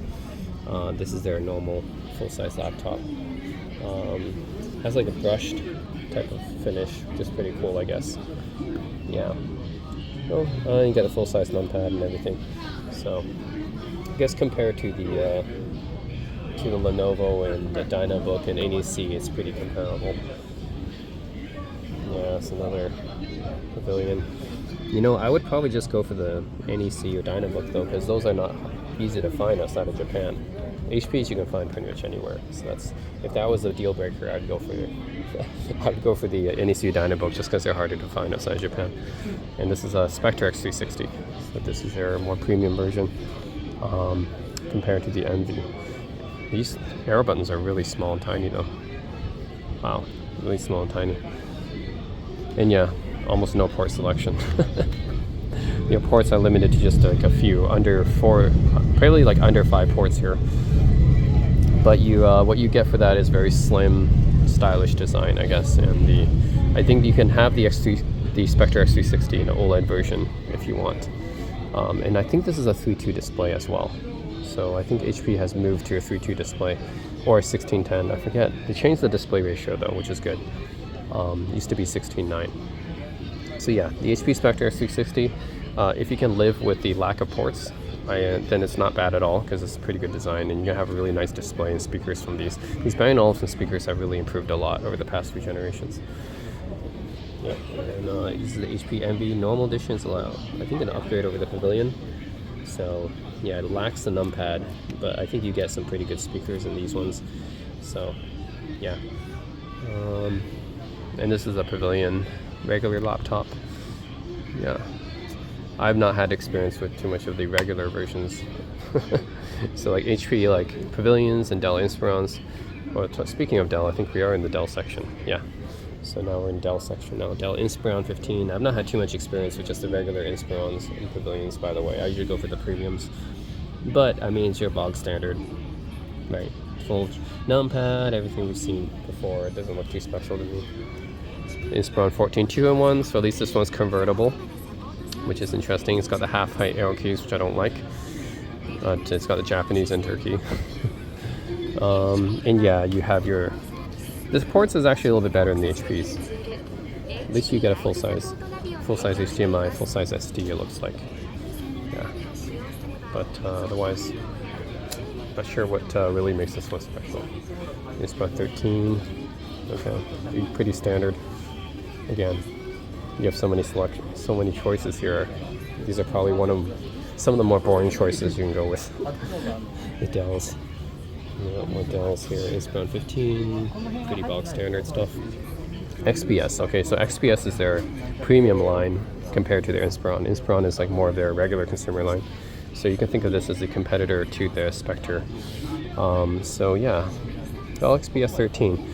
Again, if you're going for like a regular, like everyday laptop, I think the Spectre, the Microsoft Surface laptop, and the XPS 13 would be what I recommend. They're just generally solid laptops. If you can live with a lack of ports, which you can see, the XPS has even less ports than the Inspiron does. Because you get so slim, and then you only get like 2 Thunderbolt ports or something here. It's really like MacBook Air like. So if you can live with a lack of ports, I would say this is a good laptop. But if you want more ports, I would say, yeah, go with some of the other choices here. This is XP 13 Plus. So this version has the touch controls on top, which I don't like. And it's got an interesting keyboard too, but I don't think I like this keyboard. It's like first it's like too cramped, and you got the half height arrow keys, and then you got a touch strip on top, which I know in my experience with the MacBook Touch Bar, it's too easy to accidentally hit these. So I'm not a huge fan of this design at all. And you get the lack of ports. So I'm not a huge fan of this. It's around 15, yeah. So imagine you got to pay more for this too, just to have this design. Okay, Asus section. We've already seen a lot of Asus already, but we got more Asus. Here's a cool looking ZenBook Duo, which I've had before. Really cool laptop, actually. One of the coolest laptops actually in this, out of all the laptops in the market. So yeah, basically, oh, they changed their logo here. Oh, that's cool. It used to just say ZenBook here, or Asus. It used to just say Asus. Now it's just this logo. But yeah, once you lift it up, you got the secondary screen that comes down from the bottom, which is really, really cool. So definitely one of the coolest laptops on the market. If you're looking for something unique and different, the ZenBook Pro, and this is an OLED version too, ZenBook Pro 14 Duo OLED. Really, really cool laptop. It's very expensive, of course. Very expensive. But also you can't deny this is one of the most unique and coolest laptops on the market. And the secondary display you can use for pretty much anything. You can use for, like, you know, Messenger, you know, streaming, like anything pretty much. Secondary, like web browser. Yeah, you can do that. And then you got this touchpad over here. So yeah, it's a little bit different. You don't have like a full-size touchpad. But it is one of the coolest laptops on the market. So, and they're both OLED displays, I believe, too, and they're both touchscreen. So how cool is that, right? Asus has some of the coolest laptops on the market. Oh, this is also really cool. The ZenBook Pro 16X OLED with the keyboard is like lifted up. And the second, what? Okay, yeah, the keyboard is tilted up. That's cool. So they use the screen technology from the ZenBook Duo. And then for the ZenBook Pro, they used it on the keyboard to tilt the keyboard out to give it a more ergonomic typing angle. That's really cool, actually. See, Asus is doing a lot of cool stuff. And then what's this thing? This is like a little secondary cursor right here. There's like a secondary cursor right here. That's cool. Huge trackpad. But you have this keyboard that lifts up. That is really cool. And you got like a full-size SD, full-size HDMI. Yep, Asus is doing a lot of cool stuff, and it's an OLED display. Yeah, so Asus is one of the few laptop makers that makes a lot of OLED displays on their laptops. So also really cool laptop here. Keyboard lifts up, OLED display. Whatever this thing is, it's like a secondary navigation device. You can have I think you can have like a calculator possibly on here instead, so that's really cool. ProArt Studio Book, 16 OLED, wow. This is also cool. Look at this big thing in the middle. I think this is for selecting like different brushes and stuff when you're like doing like Photoshop, I guess. So if you're doing some kind of artistic stuff, you can select different brushes and stuff using this. I think that's what this one is for as well. So this is an even bigger one. This is the ProArt Studio. This was the ZenBook Pro. So that's really cool. It doesn't have the tilt-up keyboard though. But I guess this is also an OLED touch display. Yep, it's another OLED touch display. And it's got this scroll wheel for selecting brushes. See, Asus does so much cool stuff. This is a VivoBook. I think this is also OLED, right? Some of the VivoBooks are also OLED as well. Yeah, anyways, a lot of cool stuff Asus is doing. This is the ZenBook 13X OLED, which we saw already. Again, really good option for those of you who want like an everyday nice compact laptop with a really nice display. ZenBook 15, again, for a 15-inch laptop, definitely probably one of the better options on the market. Not OLED for this one. You have the full-size numpad, everything. Decent selection of ports, I would say. Yeah, Asus is kind of in the middle. They don't have like the best selection of ports like Japanese laptops do, but they don't have, you know, it's not like Dell or HP or Apple where you get like next to nothing in terms of port selection. So they're kind of in the middle. So yeah, not bad. ZenBook 15. I'd probably go for the ZenBook 13 personally. I just like mine laptops more compact. ZenBook 14 or even this one, right? This one's probably a better option. I mean, just a little bit more compact and lighter, and you still get the same feature set. I think there's a fingerprint sensor up here. So that's pretty cool. ZenBook 14. You get a VivoBook 15X, 16X, 17X. Again, VivoBook I'm not too familiar with. I'm usually familiar with ZenBooks. I think they're a little bit lower tier in general, but some VivoBooks can have nice specs as well. And let's see, VivoBook S. Wonder what's with this differently colored escape key. That's interesting. Yeah. I'm always curious the Harman Kardon speakers. They're really hit and miss in my experience. I've had good experiences with the ZenBook Duo, but then on my ZenBook Pro, it doesn't sound as good. So I don't know. And this one has the Asus Sonic Master, which is a little bit different than the Harman Kardon. Yeah, this one's Sonic Master with VivoBook 15, 16X. It looks, yeah, I'm not sure like difference between this one and the ZenBook 15, but I'm sure they're both pretty nice. I personally like the ZenBook 15 styling a little bit more than the VivoBook, so yeah, this is VivoBook S. Again, I probably prefer the ZenBook S just in terms of the styling, but they look similar in terms of the... See, this one has... no, they look pretty similar in terms of the port selection and everything. Just I like the design of the ZenBooks a little bit better than the VivoBooks. The VivoBooks look a little bit more standard to me. Not as cool looking, in my opinion. Yeah, this one has that... oh, you can turn on this like little calculator screen pad thing, which Asus does have on a lot of their laptops. So this is not only the VivoBook, they have this on the ZenBooks too. You can turn on this little like optional trackpad thing. So like I said, Asus has a lot of cool designs and stuff. Yeah, this one's another cool design on the touchpad here. Yeah, cool. And this is what is this? Dynabook again? Dynabook. Let me see. Okay, Fujitsu. Awesome. Fujitsu is really cool. They're another Japanese only brand, so you can't really find them much outside of Japan. But they do have really cool designs. I think this one is a detachable hybrid. So, yeah, it's not bad. I mean, just for a detachable hybrid. I think the Surface is still probably better if you're looking for, yeah, something more reliable, I guess. More interesting. I think the Surface Go, I think, or Surface Pro is probably still the go-to for hybrids. But yeah, their full-size laptops are interesting. They have a little bit of a different design. Their Lifebook series or their consumer series. But yeah, I mean, look at the travel on this keyboard. It's definitely higher. The travel on this keyboard is definitely higher than the other laptops.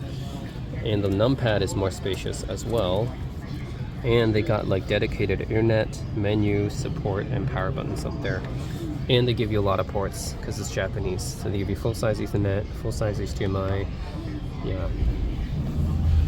And then full-size SD, like, yeah. So I think the Fujitsu is really cool. They usually do something a little bit different than compared to NEC and Dynabook. Yeah, cool design. This one brushed. This one a little bit more brushed, aluminum looking. Again, cool design. Gives you a lot of ports. Keyboard looks like it has more travel. Yeah, decent trackpad. Yeah, Fujitsu is definitely really cool. The 14-inch version. Yeah. Oh, this is a touchscreen. It's not a touchscreen. Yeah, it looks like it's indicator lights up there. Really cool. Fujitsu's one of the few makers still have indicator lights on their laptops. See, that's really cool. Other laptop makers don't really have that. Yeah, a lot of decent port selection. So, usually Fujitsu's are pretty light as well. This one's 700, almost 700 grams. Pretty light. And this blue color is really nice too. This is Ryzen 7 5700. Nice blue color, blue finish. Did see the dedicated buttons on top. See the status indicator lights here. Yeah, so Fujitsu actually has some really cool designs that are different than the other Japanese laptop brands. Yeah. This is the Fujitsu Lifebooks. These are 13-inch. And compared to the ZenBooks, I actually might like the Fujitsu even more. Just because they give you so much, like the port selection and everything is, yeah. I might even prefer it over the Asus ZenBooks, honestly. This is their full-size laptop, of course. But guys, this is a 17-inch. Wow. They even make a 17-inch So as you can see, like not every laptop maker makes a 17-inch. So Fujitsu makes a 17-inch. These look like they could be good speakers. I haven't tested them because the only Fujitsu I own is their UMPCs, their netbooks. I haven't owned a full-size Fujitsu. Actually, I have owned it, like maybe a 9-inch. Yeah, I'm not really owned a full size. Never owned a full size Fujitsu, but maybe someday. Yeah, you can only buy them in Japan, I think. Or I'm not sure about other markets, but they're definitely not in America. So Fujitsu is like not a brand you would find in America usually, or in Canada. Oh, this is MSI. Okay, so the MSI is normal laptops, not gaming laptops, which I'm not too familiar with. But they don't look that interesting to me, honestly. Yeah. I mean, this keyboard looks a little bit cramped to me. This MSI looks very similar to a ZenBook in terms of the design feature set. Yeah, but yeah, let's look at this. A little bit cramped here. Yeah, Prestige 13 Evo. Yeah, looks a little bit similar to the ZenBooks. Okay, MSI, okay. Just curious, these ones, okay, this is the Fujitsu logo. They use that little Infinity 8 thing. Yeah, that's pretty cool actually. Oh right, LG. Okay, so for LG, I think the Gram is their most popular series. Yeah, I mean, otherwise, in terms of their design itself, is not that interesting to me. Like, nothing too interesting about the design itself, but just that they're so light. And the port selection is okay. It's about the same as Asus. Yeah, so, and just this Gram actually, it doesn't even say LG, it says Gram. Yeah, yeah, to me they're pretty like bog standard in terms of design, but if you really want like a super light laptop, then the LG Gram's something to consider. Because like compared to Japanese laptops, yeah, they're pretty similar in terms of the weight. Might actually go for Japanese laptops if it was under 14 inches. The Gram, yeah, about the same, similar weight to some of the Japanese laptops. But if it was a 17-inch or 15-inch, I think the Gram might have the advantage in terms of the weight. Otherwise, it's not a touchscreen. Yeah, otherwise, I don't think the LG Gram is that special to me. I think I'd probably go for probably go for Fujitsu or an Asus. This is an interesting. Oh, okay. Actually, this is pretty interesting. What is this one? There's like a touchscreen touchpad. That's cool. Okay, well this one's a little bit different. Touchscreen touchpad or something on this one. Although I don't know what the advantage of that is. Yeah. So yeah, for a full size, like 16-inch LG Gram, that's when it would have a weight advantage over the Japanese laptops. Otherwise, for a smaller one, I'd probably still go for a Fujitsu or a ZenBook. Okay, Vio. This is the Vio Corporation, not Sony. This is the corporation that took over from Sony after Sony divested itself of the Vio brand. This is a nice color. It's shiny blue color. Although I think I might like the NEC Cashier Euro color a little bit better. Power buttons up there. The keyboard is nice, but again, I think for Vio, they don't really have anything that's special to me in terms of the design itself. They got a lot of ports. That's to be expected for Japanese laptops. Vio is actually the only one out of the Japanese laptops that actually sell itself in North America, I think. So compared to Fujitsu, NEC, Dynabook, and Panasonic, Vio actually does sell in North America and Canada, although not very many. They sell them in limited quantities. Actually, this is an interesting gold finish. Interesting gold finish here. Yeah, but otherwise this looks a little bit cramped, similar to that MSI I saw. The numpad and stuff looks a little bit cramped here. Yeah, silver finish for this one.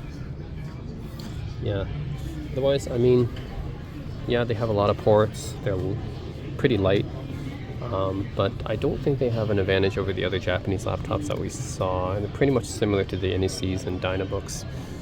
So yeah, the new Vio Corporation laptops, to me, they're not as special as the older Sony Vios. The older Sony Vios actually had a lot of unique features, and design was kind of unique about them, but yeah, the newer Vios, don't really think they're that unique. Yeah, other than the ports and the weight.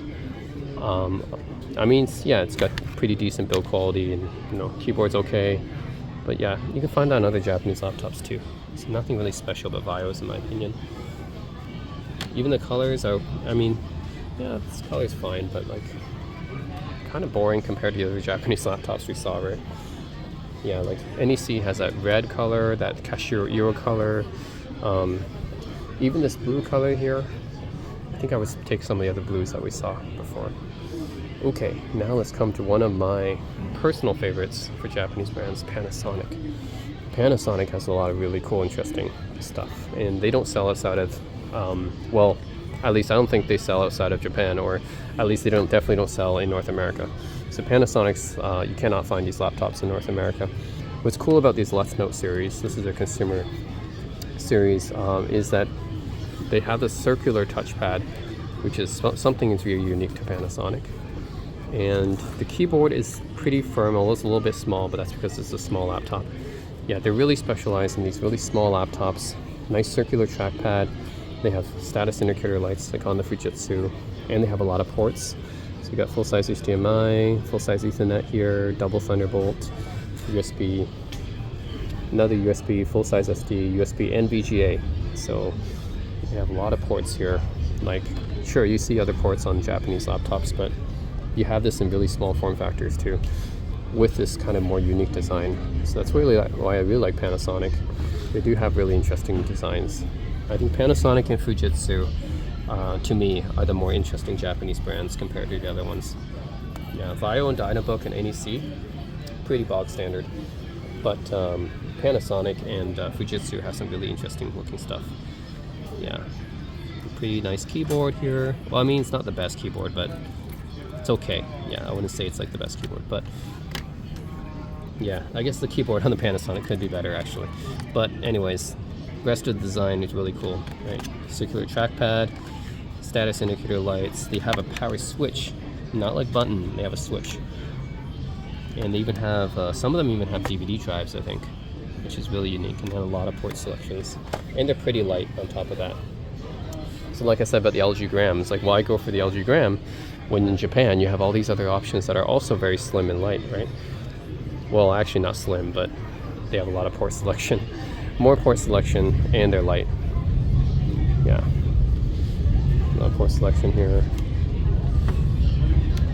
Fingerprint reader.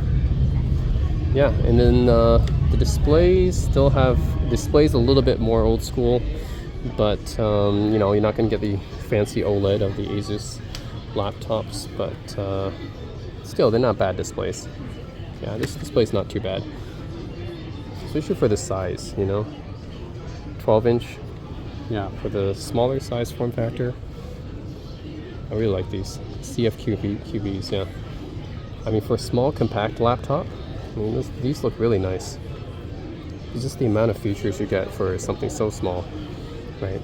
So actually, this is a 3.2 display, 2880 by 1920, with Wi-Fi 6, a 512 gigabyte PCIe. It weighs under a kilogram, and you get all these other features: fingerprint sensor, circular trackpad, status indicator lights, full-size VGA, full-size Ethernet, full-size HDMI, right? Full-size SD card. Like, come on. Like, Panasonic's really good at making, I guess their bigger laptops not quite as interesting, although still interesting, but still not quite as interesting as their smaller ones. I think the smaller ones is really what interests me, and they're super, yeah, like super light, and tiny, so many features. That's a cool thing to me about Panasonic. It's probably one of my favorite Japanese top brands. Yeah, it's more Fujitsu, HP, Asus, and then we have other brands here. This is ROG, which is an Asus brand for gaming laptops. ROG Flow. This is their gaming tablet. Actually, it's a gaming hybrid. So it's a gaming tablet that attaches to. It's a gaming tab. Alright, so the Asus ROG Flow is basically their gaming hybrid tablet. So yeah, it's like a detachable tablet with you know, detachable keyboard, and basically it's pretty much the most powerful tablet, I believe. It has GeForce technology. Yeah, it's got a GPU in it, a dedicated one. So definitely, I think this is probably one of the most powerful tablets you can get on the market right now. So this being a detachable tablet that can do gaming. So that's pretty cool of Asus. I wouldn't get it because I don't really see what the use case for a gaming tablet is. I think you gotta just have a gaming laptop, but it's cool that Asus did something like this because, yeah, having such a powerful gaming tablet, that's pretty cool. And then this is the Asus Tough Gaming. This is, I think they're lower tier because the Zephyrus. I think maybe Tough is the lowest tier, and then the Strix is their next tier, and the Zephyrus is the top tier. So I think this might be their lower tier gaming laptop. But it looks like they just took their standard ZenBook type of design and then just gave it the ROG fonts and stuff in it. But you gave the design is a little bit different too. You have this ROG unique power button here, and some the top buttons up there for functionality. Yeah, so yeah, and this one is, I wonder what kind of ROG this one is. Yeah, this one, yeah, this is what you would expect. Oh, it's ROG Zephyrus. Okay, so this is their top of the line ROG stuff. ROG Zephyrus is usually known for being lighter compared to their other gaming ROG laptops, I guess. So yeah, usually the Zephyrus laptops are a little bit slimmer and lighter. Lots of ports. You still get your full-size Ethernet, full-size HDMI, so no compromises there. Yep. Then you get your standard ROG type of keyboard here, which is in red. You got the fonts. You got some of the volume controls. ROG Armory button right there, power button. Yeah, so that's what you expect from the ROG series, this kind of design. And then this is their G14, which is competing with the Razer Blade, actually, because it's trying to be as slim and light as a Razer Blade. It's really like up to you which one you decide, because they both have their pros and cons. But I would say that in general, the Razer Blades are going to be, they're going to have, like, for the displays, I think Razer Blade has like mini LED now, so that's an advantage. On the other hand, they can even be more expensive than the Zephyrus. And I think the port selection, the Zephyrus is a little bit better than the Razer Blade. Yeah, otherwise, I think for this dedicated keys and stuff like that, ROG Zephyrus have that as well. So otherwise, it really depends on preference. ROG Zephyrus versus Razer Blade. This is the M16. This is their bigger laptop, 16-inch size. Yeah, so this one doesn't have a numpad, but just like, yeah, just regular keyboard, I guess. I thought I was expecting something a little bit more, like a numpad or something, for something this size, but yeah, maybe they have better speakers. Maybe that's the space is used for better speakers. Yeah, otherwise you get your standard large array of ports, which is crucial for a gaming laptop. You want to have a lot of USB ports for a gaming laptop. And this is the ROG. Sometimes they have some really cool design on the lid too for ROG laptops. You can customize the lid on some of these, which is cool. This is the Tough Dash F15. Okay, this one has the special WSD keys, and this one has a numpad. So that's what I would expect. The Zephyrus, funny enough, doesn't have that. The Tough has that, has the dedicated numpad, so that's cool. And yeah. Otherwise, you have these standard motifs going on here. Similar port selection as well. So, again, not a bad choice. The Asus ROG laptops for gaming laptops are probably actually my favorite. That's why I usually go for the Asus ROG over Acer, over Razer and Lenovo Legion, over some of the other brands. Yeah, because I do like the Dell. I'm sorry, for ROG motif a little bit more. Yeah, so actually this is the Dell, right? We're in the Dell gaming section now. Yeah, I think ROG and Alienware are usually what I prefer. So but Dell actually has lower tier gaming laptops too. So this must be their Inspiron gaming line, which is their lower tier gaming laptops. This is also Dell. Again, I don't think it's that special. We've seen this before, right? Typical layout. A little bit of a squashed keyboard layout here. Full-size numpad though. Yeah. I mean, if you're on a budget, Inspiron gaming isn't too bad. But you can also go for an HP Victus. And HP Victus is their also budget gaming brand. And I think this one is I would probably go for over the Dell gaming. You do have this one's not a squashed. So this one you do have like kind of more room for the keys, for the numpad. You can see here, On the Inspiron Gaming, it's a little bit squashed here, but on the Victus, it's not as squashed. And yeah, you have a good keyboard here, good amount of travel. I would prefer it over the Dell. The Dell doesn't have that much travel actually. The HP Victus has a little bit more travel, so I think I like the keyboard on the Victus better. And yeah, I think that overall the Victus is pretty good. It's for a budget. It's not going to compete with the ROG Zephyrus in terms of the price. But if you're on a budget, HP Victus is pretty good, and they have their own logo here because I guess they're trying to separate themselves from HP, even though HP owns Victus.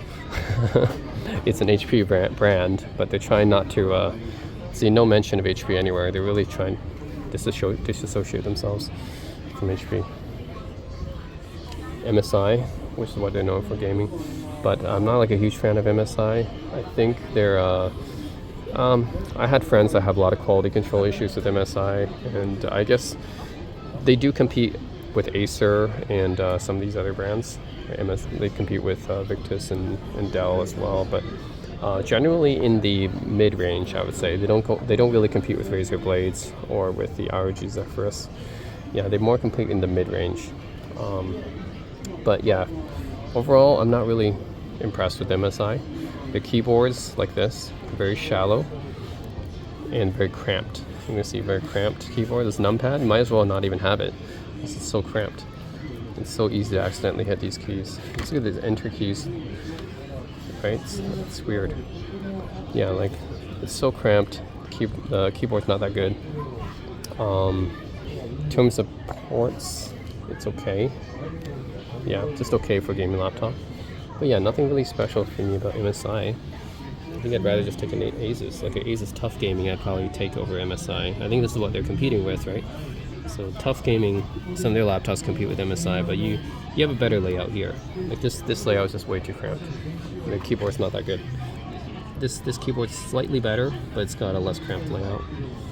Yeah, and plus I just like the design of Asus better than MSI. MSI's design it just looks so squashed. Nothing special. Asus has a cooler design. And then another Zephyrus here. MSI again. I don't like their keyboards at all. Yeah, I just find nothing special about MSI. Nothing really impresses me. The display, ports, keyboard, build quality. Yeah, the design, nothing impresses me about them. This one's a little bit better in terms of the keyboard. It's got more space here, but still nothing like too impressive.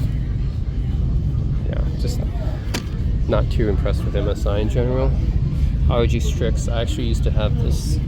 Yeah, ROG Strix is pretty good. This is their near top of the line gaming platform for ROG, and they're pretty nice spacious keyboard here, and actually the feel of this chassis is pretty nice too. It's got like this nice almost vinyl type of feeling. Keyboard, yeah, the keys are really nicely spaced, not too mushy. And numpad, they have that here, which is nice. You know, dedicated keys on top. Decent port selection, and in my experience, they had pretty good speakers too. You just got to enable Dolby Atmos on them. So yeah, in my experience, the Strix has been pretty good. I would definitely take a Strix over any MSI laptop. The only problem with these Panasonics and other Japanese laptops is the price. Yeah, I mean, like Panasonics and Fujitsu's are really unique, like I said, but this is like $2,500. So that's a lot of money. But of course, I think they're more geared towards business professionals than normal everyday users. So that's why you see these laptops are so expensive. I think they're more geared towards professionals. But yeah, if you can find them on discount or it's refurbished, then it's a really good deal. Otherwise, yeah, full price, that's a lot to pay for a laptop like this, 12-inch laptop. In terms of the specs, you know, it's not like the specs are great or anything. It just packs a lot into a tiny frame in terms of the functionality. Yeah, that's why the Vios too. People are talking why Vios is so expensive. Yeah, because they're built for business users mostly. So they're not really aimed at everyday consumers. And I think that's where the LG Gram might have an advantage, is because they're a little bit cheaper compared to Japanese laptops. But you know, they have the weight advantage still. Yeah, or you know, Fujitsu's, like I said, really cool laptops, but yeah, definitely on the expensive side. And that's where like an Asus might have an advantage, because they are a little bit cheaper compared to the Japanese laptops that you see here. Yeah. But on the other hand, these are really cool, unique laptops you can only get in Japan. So, okay, there's another ZenBook Pro Duo here. I think I had this one here. This one's not OLED. This is a little bit cheaper than the OLED version. It's still pretty expensive, but definitely cheaper than the OLED version. But yeah, it's because of this unique dual display here. That's why it's going to be so expensive. And even if you find them used on the used market, it's still expensive because it's just so unique. Yeah, this is a flip OLED, so this one's actually convertible and it's OLED. So this one is actually really good for media watching. So if you're on like a normal ZenBook, but you know, you want to watch movies or do presentations and stuff, or if you want to use it as a tablet, then the flip OLED might be an option to consider, because they're pretty much just a regular ZenBook, but they can be convertible as well, and they have an OLED display, which is nice. And the ExpertBook, which is actually their business line. So this actually competes with the HP EliteBooks and Dell Latitudes and ThinkPads. Which, funny enough, I have not seen ThinkPads here, but yeah, this one is, I think it's comparable, I guess, in some ways. Only thing is, I would say, pretty comparable to a HP EliteBook or a Latitude, except I think that they have more ports, because the thing is about regular modern day business laptops now, they start removing a lot of the ports, especially for Dell. So definitely more ports than the Latitude. I think comparable to a EliteBook maybe, or HP Dragonfly, which is what I have. But for a ThinkPad, I think I might still go for a ThinkPad overall. Just yeah, in terms of what you get, I think maybe a ThinkPad on sale or on discount is still what I would go for overall, or maybe an HP Dragonfly, which is what I have. But some of the ExpertBooks are pretty good. If you can find the OLED version, I think that's actually pretty cool as well. It's not the OLED version, but I think they do have an OLED version of this, and that might be something to consider. There's not like a whole lot of OLED business class laptops out there. Otherwise, it's basically like a better built ZenBook, right? So you're usually paying a little bit more for that. But yeah, it's a pretty good option for business users. Yeah, so Dynabook. Yeah, this is a logo here for those of you who have never seen the Dynabook logo. Because yeah, you usually don't find them outside of Japan, and it has a camera too. Because this one happens to be a tablet detachable. Yeah. Of course, touch display too. It's a bit thick. Definitely on the thicker side when it comes to a tablet. Pretty thick here. It's got volume rockers here, power button, headphone jack. Yeah, pretty thick though. And then if you want to detach it, you just lift it up like this. It's actually held in place by magnets. So there, just lift it up like this, and then attach it like that. So yeah, that's how it works. It's a little bit more sturdy compared to the Microsoft Surface type, but not as sturdy as the Surface Book type. If that makes sense. Alright, so these are iPad minis. These are all actually from different years, because they're all like different used versions. We're actually going to go to the used computer section. But yeah, take a look. iPad Pro, we got 11-inch, 3rd gen of 2021. I have a 2nd gen iPad Pro from 2017.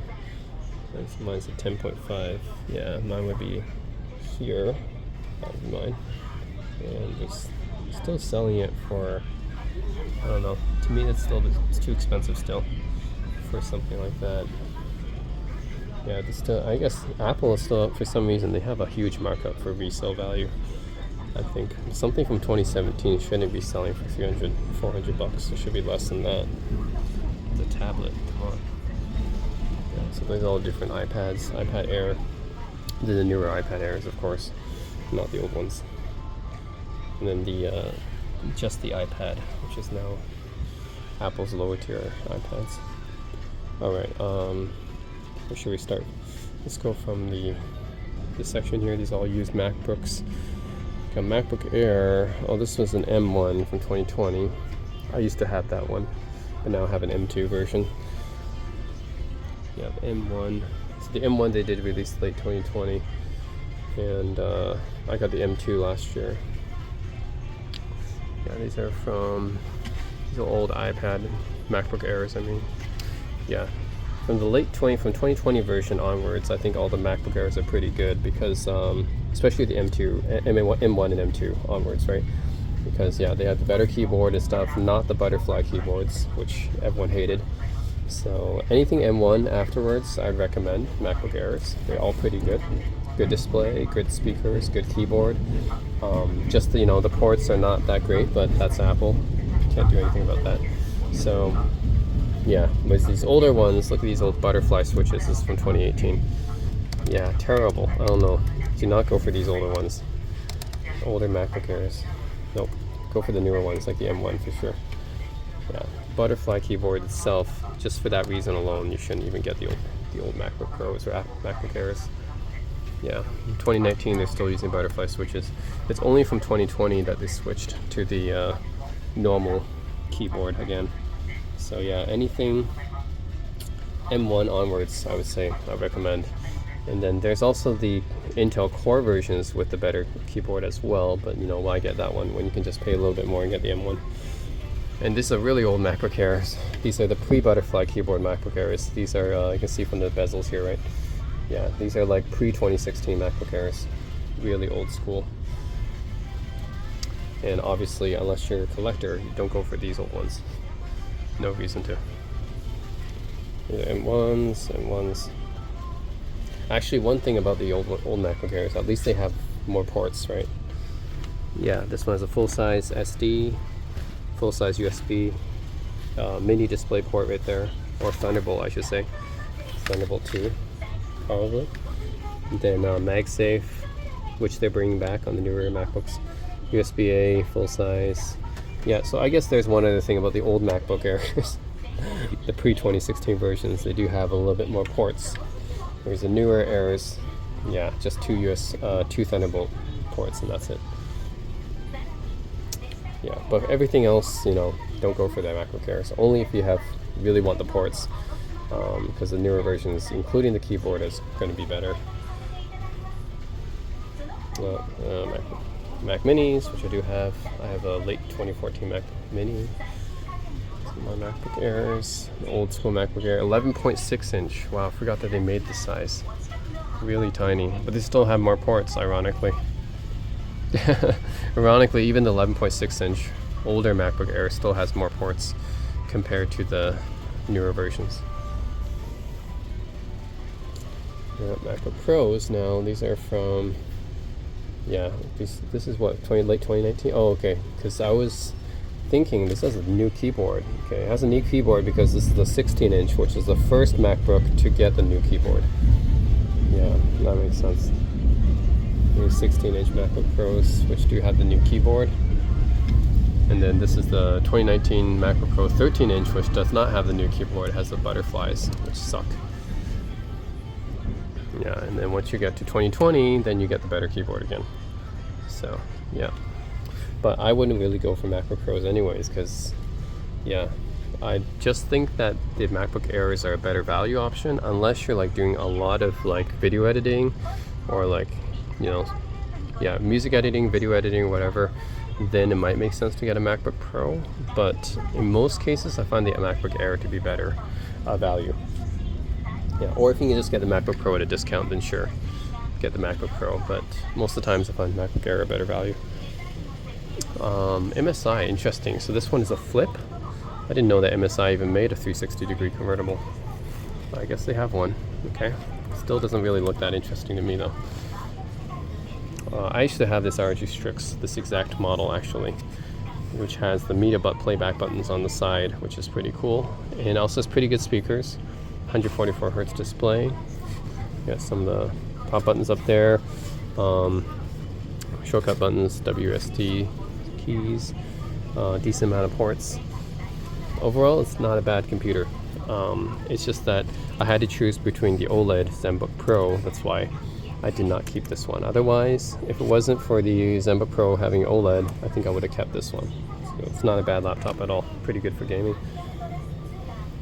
And yeah, we've already seen these kind of laptops already. Okay, mouse is interesting. Is this a Japanese brand? I've not seen mouse before in US or Canada, so I don't know too much about this brand. So, I don't know, is this Taiwanese actually? It might be even Taiwanese. But yeah, I don't see anything really unique about this brand. It looks almost like an MSI. It has a fingerprint sensor here. That's very old school. Yeah, almost like, it looks almost like an MSI. So luxury inspiring. This is Dell again. Again, Inspiron Gaming. I guess it's not too bad, right? Compared to Lenovo Legion or HP Victus, it's pretty comparable in terms of the budget gaming laptops. So it's not like a terrible option or anything like that. But I would probably still go for an HP Victus or a Lenovo Legion if I was looking for budget gaming. There's a Yoga, Lenovo Yoga here, just 360 degrees. This is VivoBook. There's HP Envy X360, which another 360 convertible. Pretty nice styling, actually. I don't mind. This is yeah, not too bad. It's just yeah, very slim and everything. Not bad. I think this has a 3.2 display, right? Looks to me, no, 13.3. Okay, it's still 16.9. It looks like a 3.2 display to me. Dynabook doesn't look too special. This one, Dynabook. Okay, we've seen these before. Fujitsu, the used Fujitsu, right? Yeah, we've seen that before. HP Elite Dragonfly. Okay, I used to have this laptop. This is a really nice laptop. You know, it's very light. It's like 2.4 pounds ish. Okay amount of ports, I guess. Could be better, but it's okay amount. It's just super light and it's a convertible. So yeah, I actually really did like this laptop. Only I had heating issues, so I had to replace it with a new HP Dragonfly. Otherwise, solid laptop. LG Gram. Yeah, nothing too special about the design of LG Gram. The only thing is the weight, right? So the only reason you would get an LG Gram is because of the weight. If you really care about the weight, then go for Gram. Dynabook again. This is Fujitsu again. Dynabook. NEC Lavi. Yeah, it's okay. Special mouse laptop. Yeah, I don't know what's special about mouse laptops. They don't look that interesting to me. Nothing really special. Just don't really know this brand much, but they don't look like anything special. Fujitsu's are nice. Rich 30. This is this looks like a small laptop. It's 13.3 inch. Okay, it looks smaller than that for some reason. Yeah, I love Fujitsu's though. The design is really cool. Like for the small compact laptops. The V again. $8 HP. Oh, it's a ThinkPad E15, which has a really nice keyboard. It's very spacious, and ThinkPad keyboards are always pretty nice. Like one of the best keyboards on laptops. On modern laptops, I would say, yeah, ThinkPad keyboards are great. And so many like function buttons on top and everything. And then of course it has the track point sensor, which is additional navigation options only ThinkPads have now, and a decent amount of ports too. So yeah, definitely when it comes to business laptops, ThinkPads are one of the best. Pretty good. Yeah, this is the 15-inch version, E15. Pretty good. This is IdeaPad right here. This is an Acer Aspire A3. Now I haven't seen Acers yet, right? But that's because, like, to me, Acers don't really look that special either. I mean, I guess some of their Predators laptops might look interesting, but their regular Aspire laptops don't really look that interesting to me. Like, the keyboard is kind of like mushy, a little bit cramped. The numpad design is not like, but look how much this flexes. Yeah, I don't know. I don't think too highly of Acer and MSI designs. I just think they'll look a little bit boring to me. The HP here. At least I like the white color here. And the ZenBook 13 OLED. Seen before. Inspiron. It says, oh, I like this color. This is the Lavi with a catchy euro color. Really nice. Yeah, this is Versa Pro NEC. Okay. What's cool about Japan is that you do see a lot of these Japanese brands that you normally don't see in the West. Dynabook, right? Again, don't see this brand much in the West. But the design for Dynabooks are just, yeah, not really that interesting for me. The Dynabooks, this is the standard 14-inch size Dynabook. Yeah, Dynabooks like that. Yeah, there's nothing too special with the design of those. Dynabooks is more of a full size. At least it's pretty spacious, the keys. But man, these arrow keys are tiny. What the heck? Okay, let me get what's up with the tiny arrow keys. Alright, these arrow keys are better. The NEC's arrow keys definitely better. By the way, NEC logo just looks like this. Pretty boring.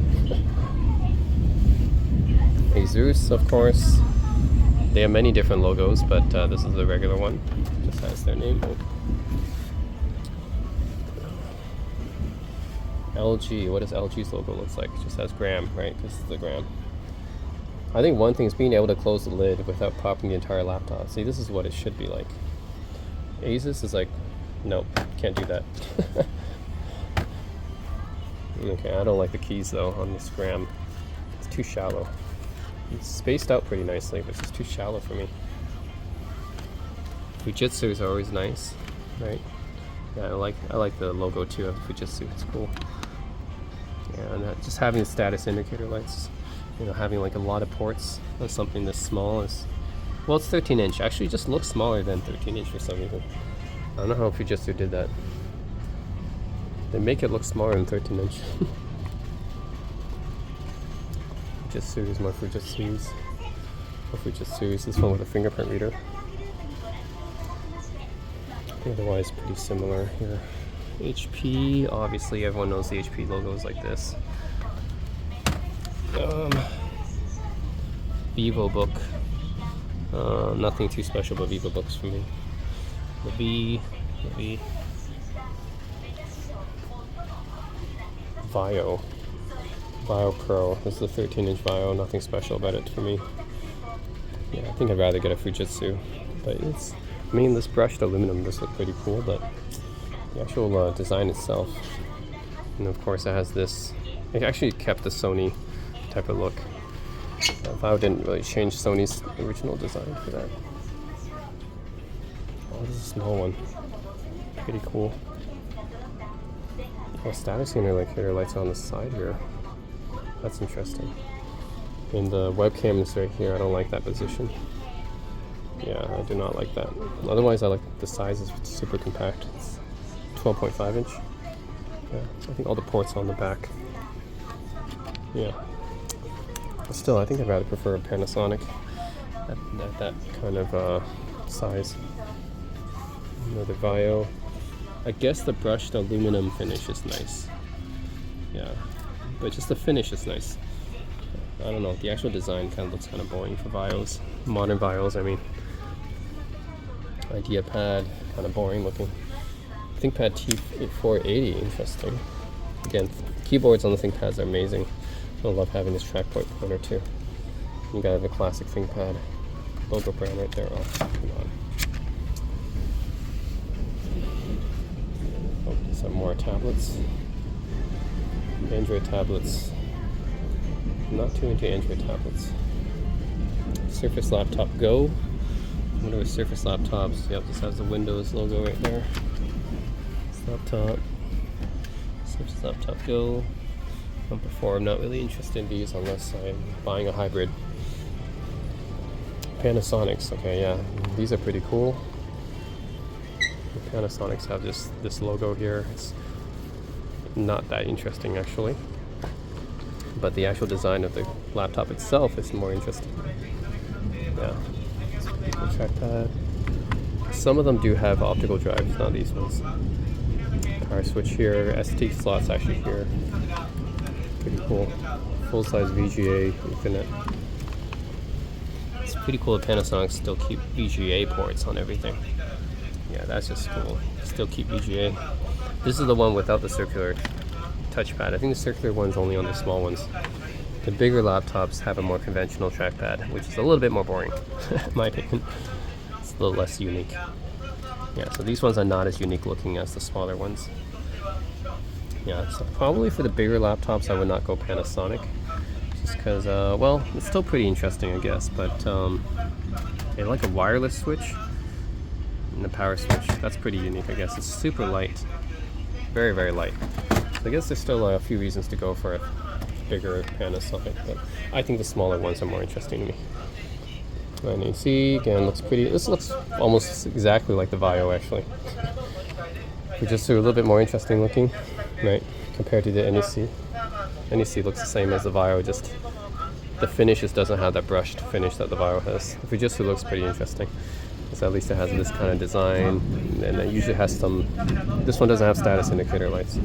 The other ones did, but otherwise, no VivoBook. This is the Fujitsu's bigger ones, more buttons on top. Not bad. What's this? A Dell 14 2-in-1. Okay, so this is a convertible one. Okay. Again, I'm not too into the Inspirons, but this one has a huge bezel. Look at that giant bezel down there. HP. Actually, you can see, yeah, Dell just has this typical Dell logo. That's what you would expect. And this is HP Pavilion. ThinkPad again. Yeah. For these bigger laptops, ThinkPad would not be a bad choice at all. I think I would definitely prefer it over a Pavilion or even the Dell equivalent Inspiron. Yeah, ThinkPads are definitely going to be a little bit better build quality. Yeah. And the keyboard is definitely better compared to a lower end HP or Inspiron. Huawei MateBook. Okay, I've not seen a Huawei yet. They look very similar to MacBook though. Look at these half height keys for up and down. Huawei. Yeah, they look pretty similar to a MacBook actually. Just the finish isn't quite as, yeah, doesn't look quite as durable as a MacBook does. But the actual design itself is definitely taken from a MacBook. It has more ports than a MacBook, at least. That's to be expected. Fingerprint sensor, power button there. Yeah, it's alright. I've not used a Huawei laptop before though. These are Chromebooks. So yeah, don't expect them to be used for anything more than just browsing the web and watching videos. So Chromebooks, IdeaPads. Yeah. As long as it has a good keyboard. Yeah, because you can do a lot of social media with these ones, I guess. Really, that's all they're meant for. This is a Chromebook Flip, I guess for watching videos. You can watch YouTube. Chromebook Flip. This is just way too much. I don't know if you're going to do this much on a Chromebook, but a little bit overkill. Oh, Toshiba, it's been so long. It's got to be an old one. Yeah, it's 2013. Toshiba has not been in laptops for a while, and it's now Dynabook. So this one is a Dynabook technically, but now it's all rebranded to Dynabook basically. But the old Toshibas are pretty interesting too. Dedicated clickers here. Yeah, older laptops I find are just cooler and more unique. You have a dedicated microphone and headphone jack here. Yeah, I just find older laptops more unique and interesting. And this one actually is branded Dynabook. Yeah. Okay, anyways, so older Toshibas. Another Toshiba. Yeah, this is a really full-size keyboard here. These huge number keys. Look at these speaker grills. And then like VGA port, HDMI, full-size Ethernet, eSATA port, dedicated microphone and headphone jacks. Yeah, full-size SD. Oh, optical drive right here. Yes, it's an optical drive. Man, I really miss. Older laptops had a lot more interesting designs in my opinion. Nowadays, most laptops just look like a copy of Apple. But older laptops had their own unique characteristics, you know? Yeah, so that's pretty cool for an older laptop. This is a 2014 HP. So yeah, these ones, it's gonna have more ports because it's older. Older laptops usually have more ports. Trackpad won't be as good as newer laptops though, and the keyboard's going to be hit and miss. Yeah, compared to newer laptops. This is an older Vaio. I think this is an older Sony Vaio because I don't think newer Sony Vaios make laptops this big. So this is probably an actual Sony Vaio. Yeah, they have the same logo as the newer ones, but this is actually a Sony Vaio, not the Vaio Corporation ones. And I actually prefer the old Sony Vaios because I find them more unique. The Toshiba. Dynabook. Yeah. This is the Levi. And so we've seen NEC Levi's here. Yeah. Dell Latitude. That's Dell's business line. Dell's business line Latitude 3550. Now the keyboard's okay. Usually Dell Latitudes should be built better, and they are. Yeah, this finish, this build should be better, and this is an old one, so it has VGA port and Ethernet stuff because it's older. Yeah. Yeah. Okay. Toshiba's again. This is DTS sound. That's cool. And it has a Blu-ray drive. Whoa. Okay, and this one has a Blu-ray drive. That's cool. From 2013. Man, older computers. There's so many more ports.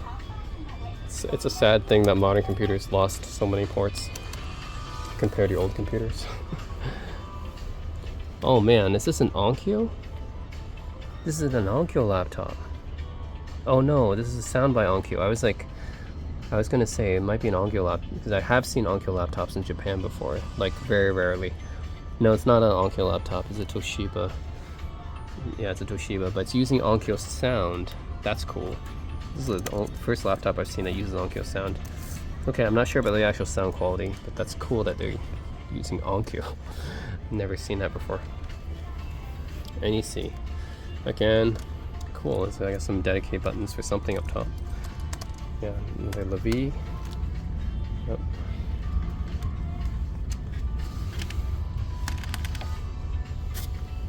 Yeah, more Levi's, NEC's, more NEC's. You're gonna see a lot more Japanese laptops here. This is Japan, more NEC's. Lenovo, the 2016 era Lenovo. I think I would just prefer a ThinkPad if I were to go back. I would not buy an old Lenovo. I'd probably just buy an older ThinkPad if I really wanted an older Lenovo. This is VivoBook, IdeaPad. Oh, this is a Sony, so old Sony Vaio. Assist Web Vaio. So older Sony Vaios are really cool. They have some unique features. So they always have a decent amount of ports because, you know, Japanese and everything. Optical drive because it's an older laptop. 3 USB ports just right there. Wow. So, oh my god, look at this, which is Pro Memory Stick Duo and SD. Memory Stick Duo, SD, and wireless switch. That's pretty cool. They have, yeah, they have like dual slots for Memory Stick Duo and SD. That's really cool.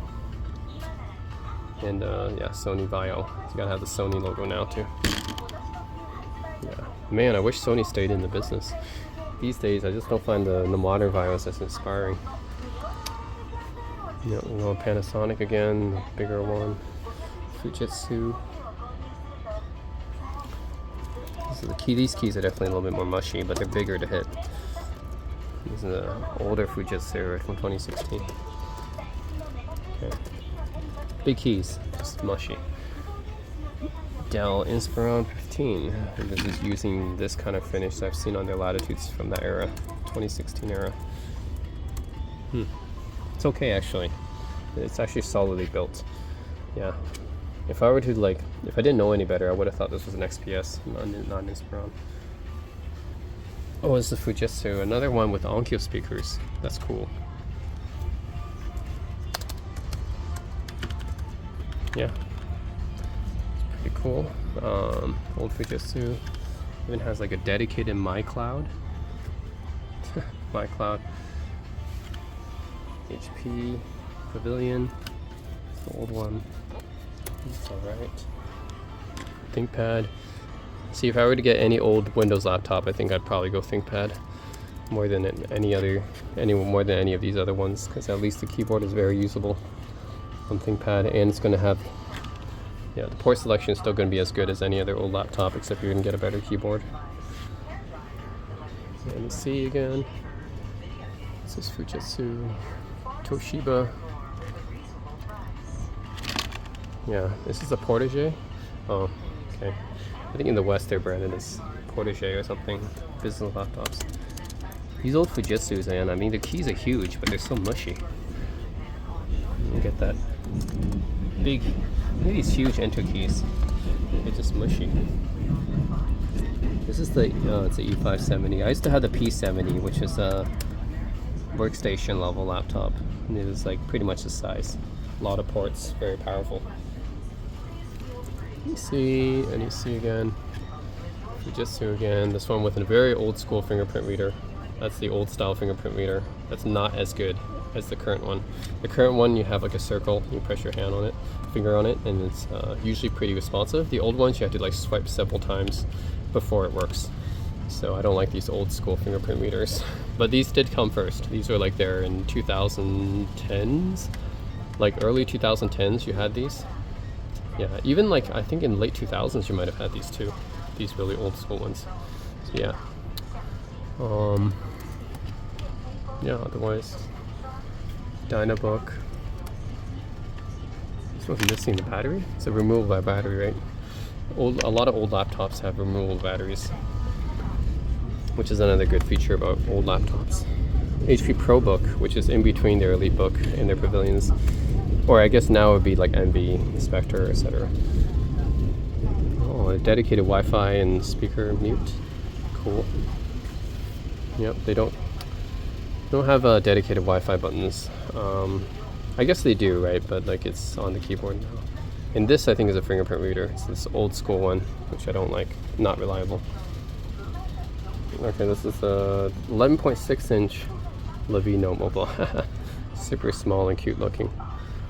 And it's blue color. That's really catchy. Eye catching. I mean, that's a super eye catching. It's just the Levy NEC Levy logo. That's cool. Really nice eye catching blue color. The old HP here, old ThinkPad L570, old ThinkPad, old ThinkPad. Okay, cool. I think that's about it. These are desktops. Yeah, that's pretty much about it. Cool. Okay, this is a Acer Aspire. Again, nothing special about the keys. It's a little bit cramped here. Yeah. That's the Acer logo. Yeah. Typically, I don't think much of Acer laptops. I think that their regular laptops are, yeah, kind of boring looking, just like MSI. Nothing really stands out to me about them. It's not like they have a great keyboard or a great display or anything. So I think at this price range, probably I would just go for an Asus or yeah, any of those Japanese laptops would probably be better. But yeah, or even like a HP or Dell. Because yeah, I don't think anything special about Acer or MSI unless it's some of their upper tier gaming stuff. Yeah, Fujitsu in white, Lifebook, which is pretty cool. Just the white is just makes it look more clean, I guess. Toshiba, this one in brushed. Oh, it's an IdeaPad Slim. This is a nice color in blue. I don't think much of IdeaPads either, but it's a nice color though. This is a ThinkPad X250. Okay, I had the X240 actually. This is the X250, which adds back the left and right clickers here. That was removed on the X240, but they added it back in X250 because a lot of people complain about it. But yeah, otherwise it's a solid computer. I find the X series always very solid, just for a super portable, good build quality, decent array of ports, which keeps the VGA port, by the way. And this one actually, I believe mine had a smart card reader here as well, and a mini display port. So, and you got full-size Ethernet and wireless WAN as well. So yeah, overall very solid portable laptop for the time. This is a new iPad mini with the keyboard. So I don't like the Apple keyboard, it's really stiff. These buttons are really stiff to hit. Yeah, I don't like the keyboard for Apple. I much prefer the Bridge keyboard. So if you're getting an accessory for the iPad, like if you want a keyboard or anything, just get the Bridge keyboard. It's a lot better than the Apple keyboard. I find this very stiff, not comfortable to type on. As for the computer itself, yeah, it's very fast, responsive as you would expect. Right, it's the iPad, newest iPad mini, which is the 6th generation, I believe. The problem is they took out the headphone jack on these newer models. It still has a Touch ID, which is nice. It has these big fat base bezels too. And this is the iPad Air, I believe. So the iPad Air does not have Touch ID. You log in with Face ID instead. And this keyboard is better. Yeah, this is a much better keyboard than this one. This keyboard sucks. It's very stiff. This keyboard is actually usable and has a touchpad too. So I think I would still prefer the Bridge keyboard over this, but this is a much better keyboard than the iPad mini keyboard. This one, yeah, much better keyboard. At least these keys are usable, have travel, and has a touchpad, which the newer iPads support. Yeah, we can use the pencil as well. So. And then this is the MacBook Pro. So this is the 14-inch MacBook Pro, right? That should be the new 14-inch MacBook Pros. So again, if you're going for MacBook, I would think the MacBook Air is a much better value. Yeah, fingerprint sensor. Keyboard is nice because it's a new keyboard, not the butterfly switches. It's got a bigger Indo key for Japan. Okay, they brought back the full-size SD, and they brought back full-size HDMI, so they brought back some of the ports, and MagSafe. So yeah, they brought back some of the ports, which is nice. So I'm glad to hear that they brought back some of the ports and see that. I think the MacBook Air is a better value because you're still going to get the M2 processor in it. Yeah, so unless you really want to do a lot of video editing or audio editing or whatever, then I would still recommend the MacBook Air for most people. But it's really cool. The 14-inch MacBook Pro does bring back the ports, has a great display, great speakers, great keyboard. Yeah, overall, a great computer. Just I think it's not the best value. I'm getting 16-inch MacBook Pro, so if you're really doing a lot of work and stuff, then this is the top-of-the-line MacBook Pro. This is no more than 17-inch. Again, I think only for people who are doing a lot of work would this make sense. But I'm really glad they brought back MagSafe, because MagSafe is good, and then bring back the other ports on the newer MacBook models. So that's a step in the right direction to re-add the ports that they took out. And yeah, everything else, it's just expensive. That's the only issue with these MacBook Pros. Yeah, I prefer MacBook Airs because they're better value, but the only thing with MacBook Pros is just expensive.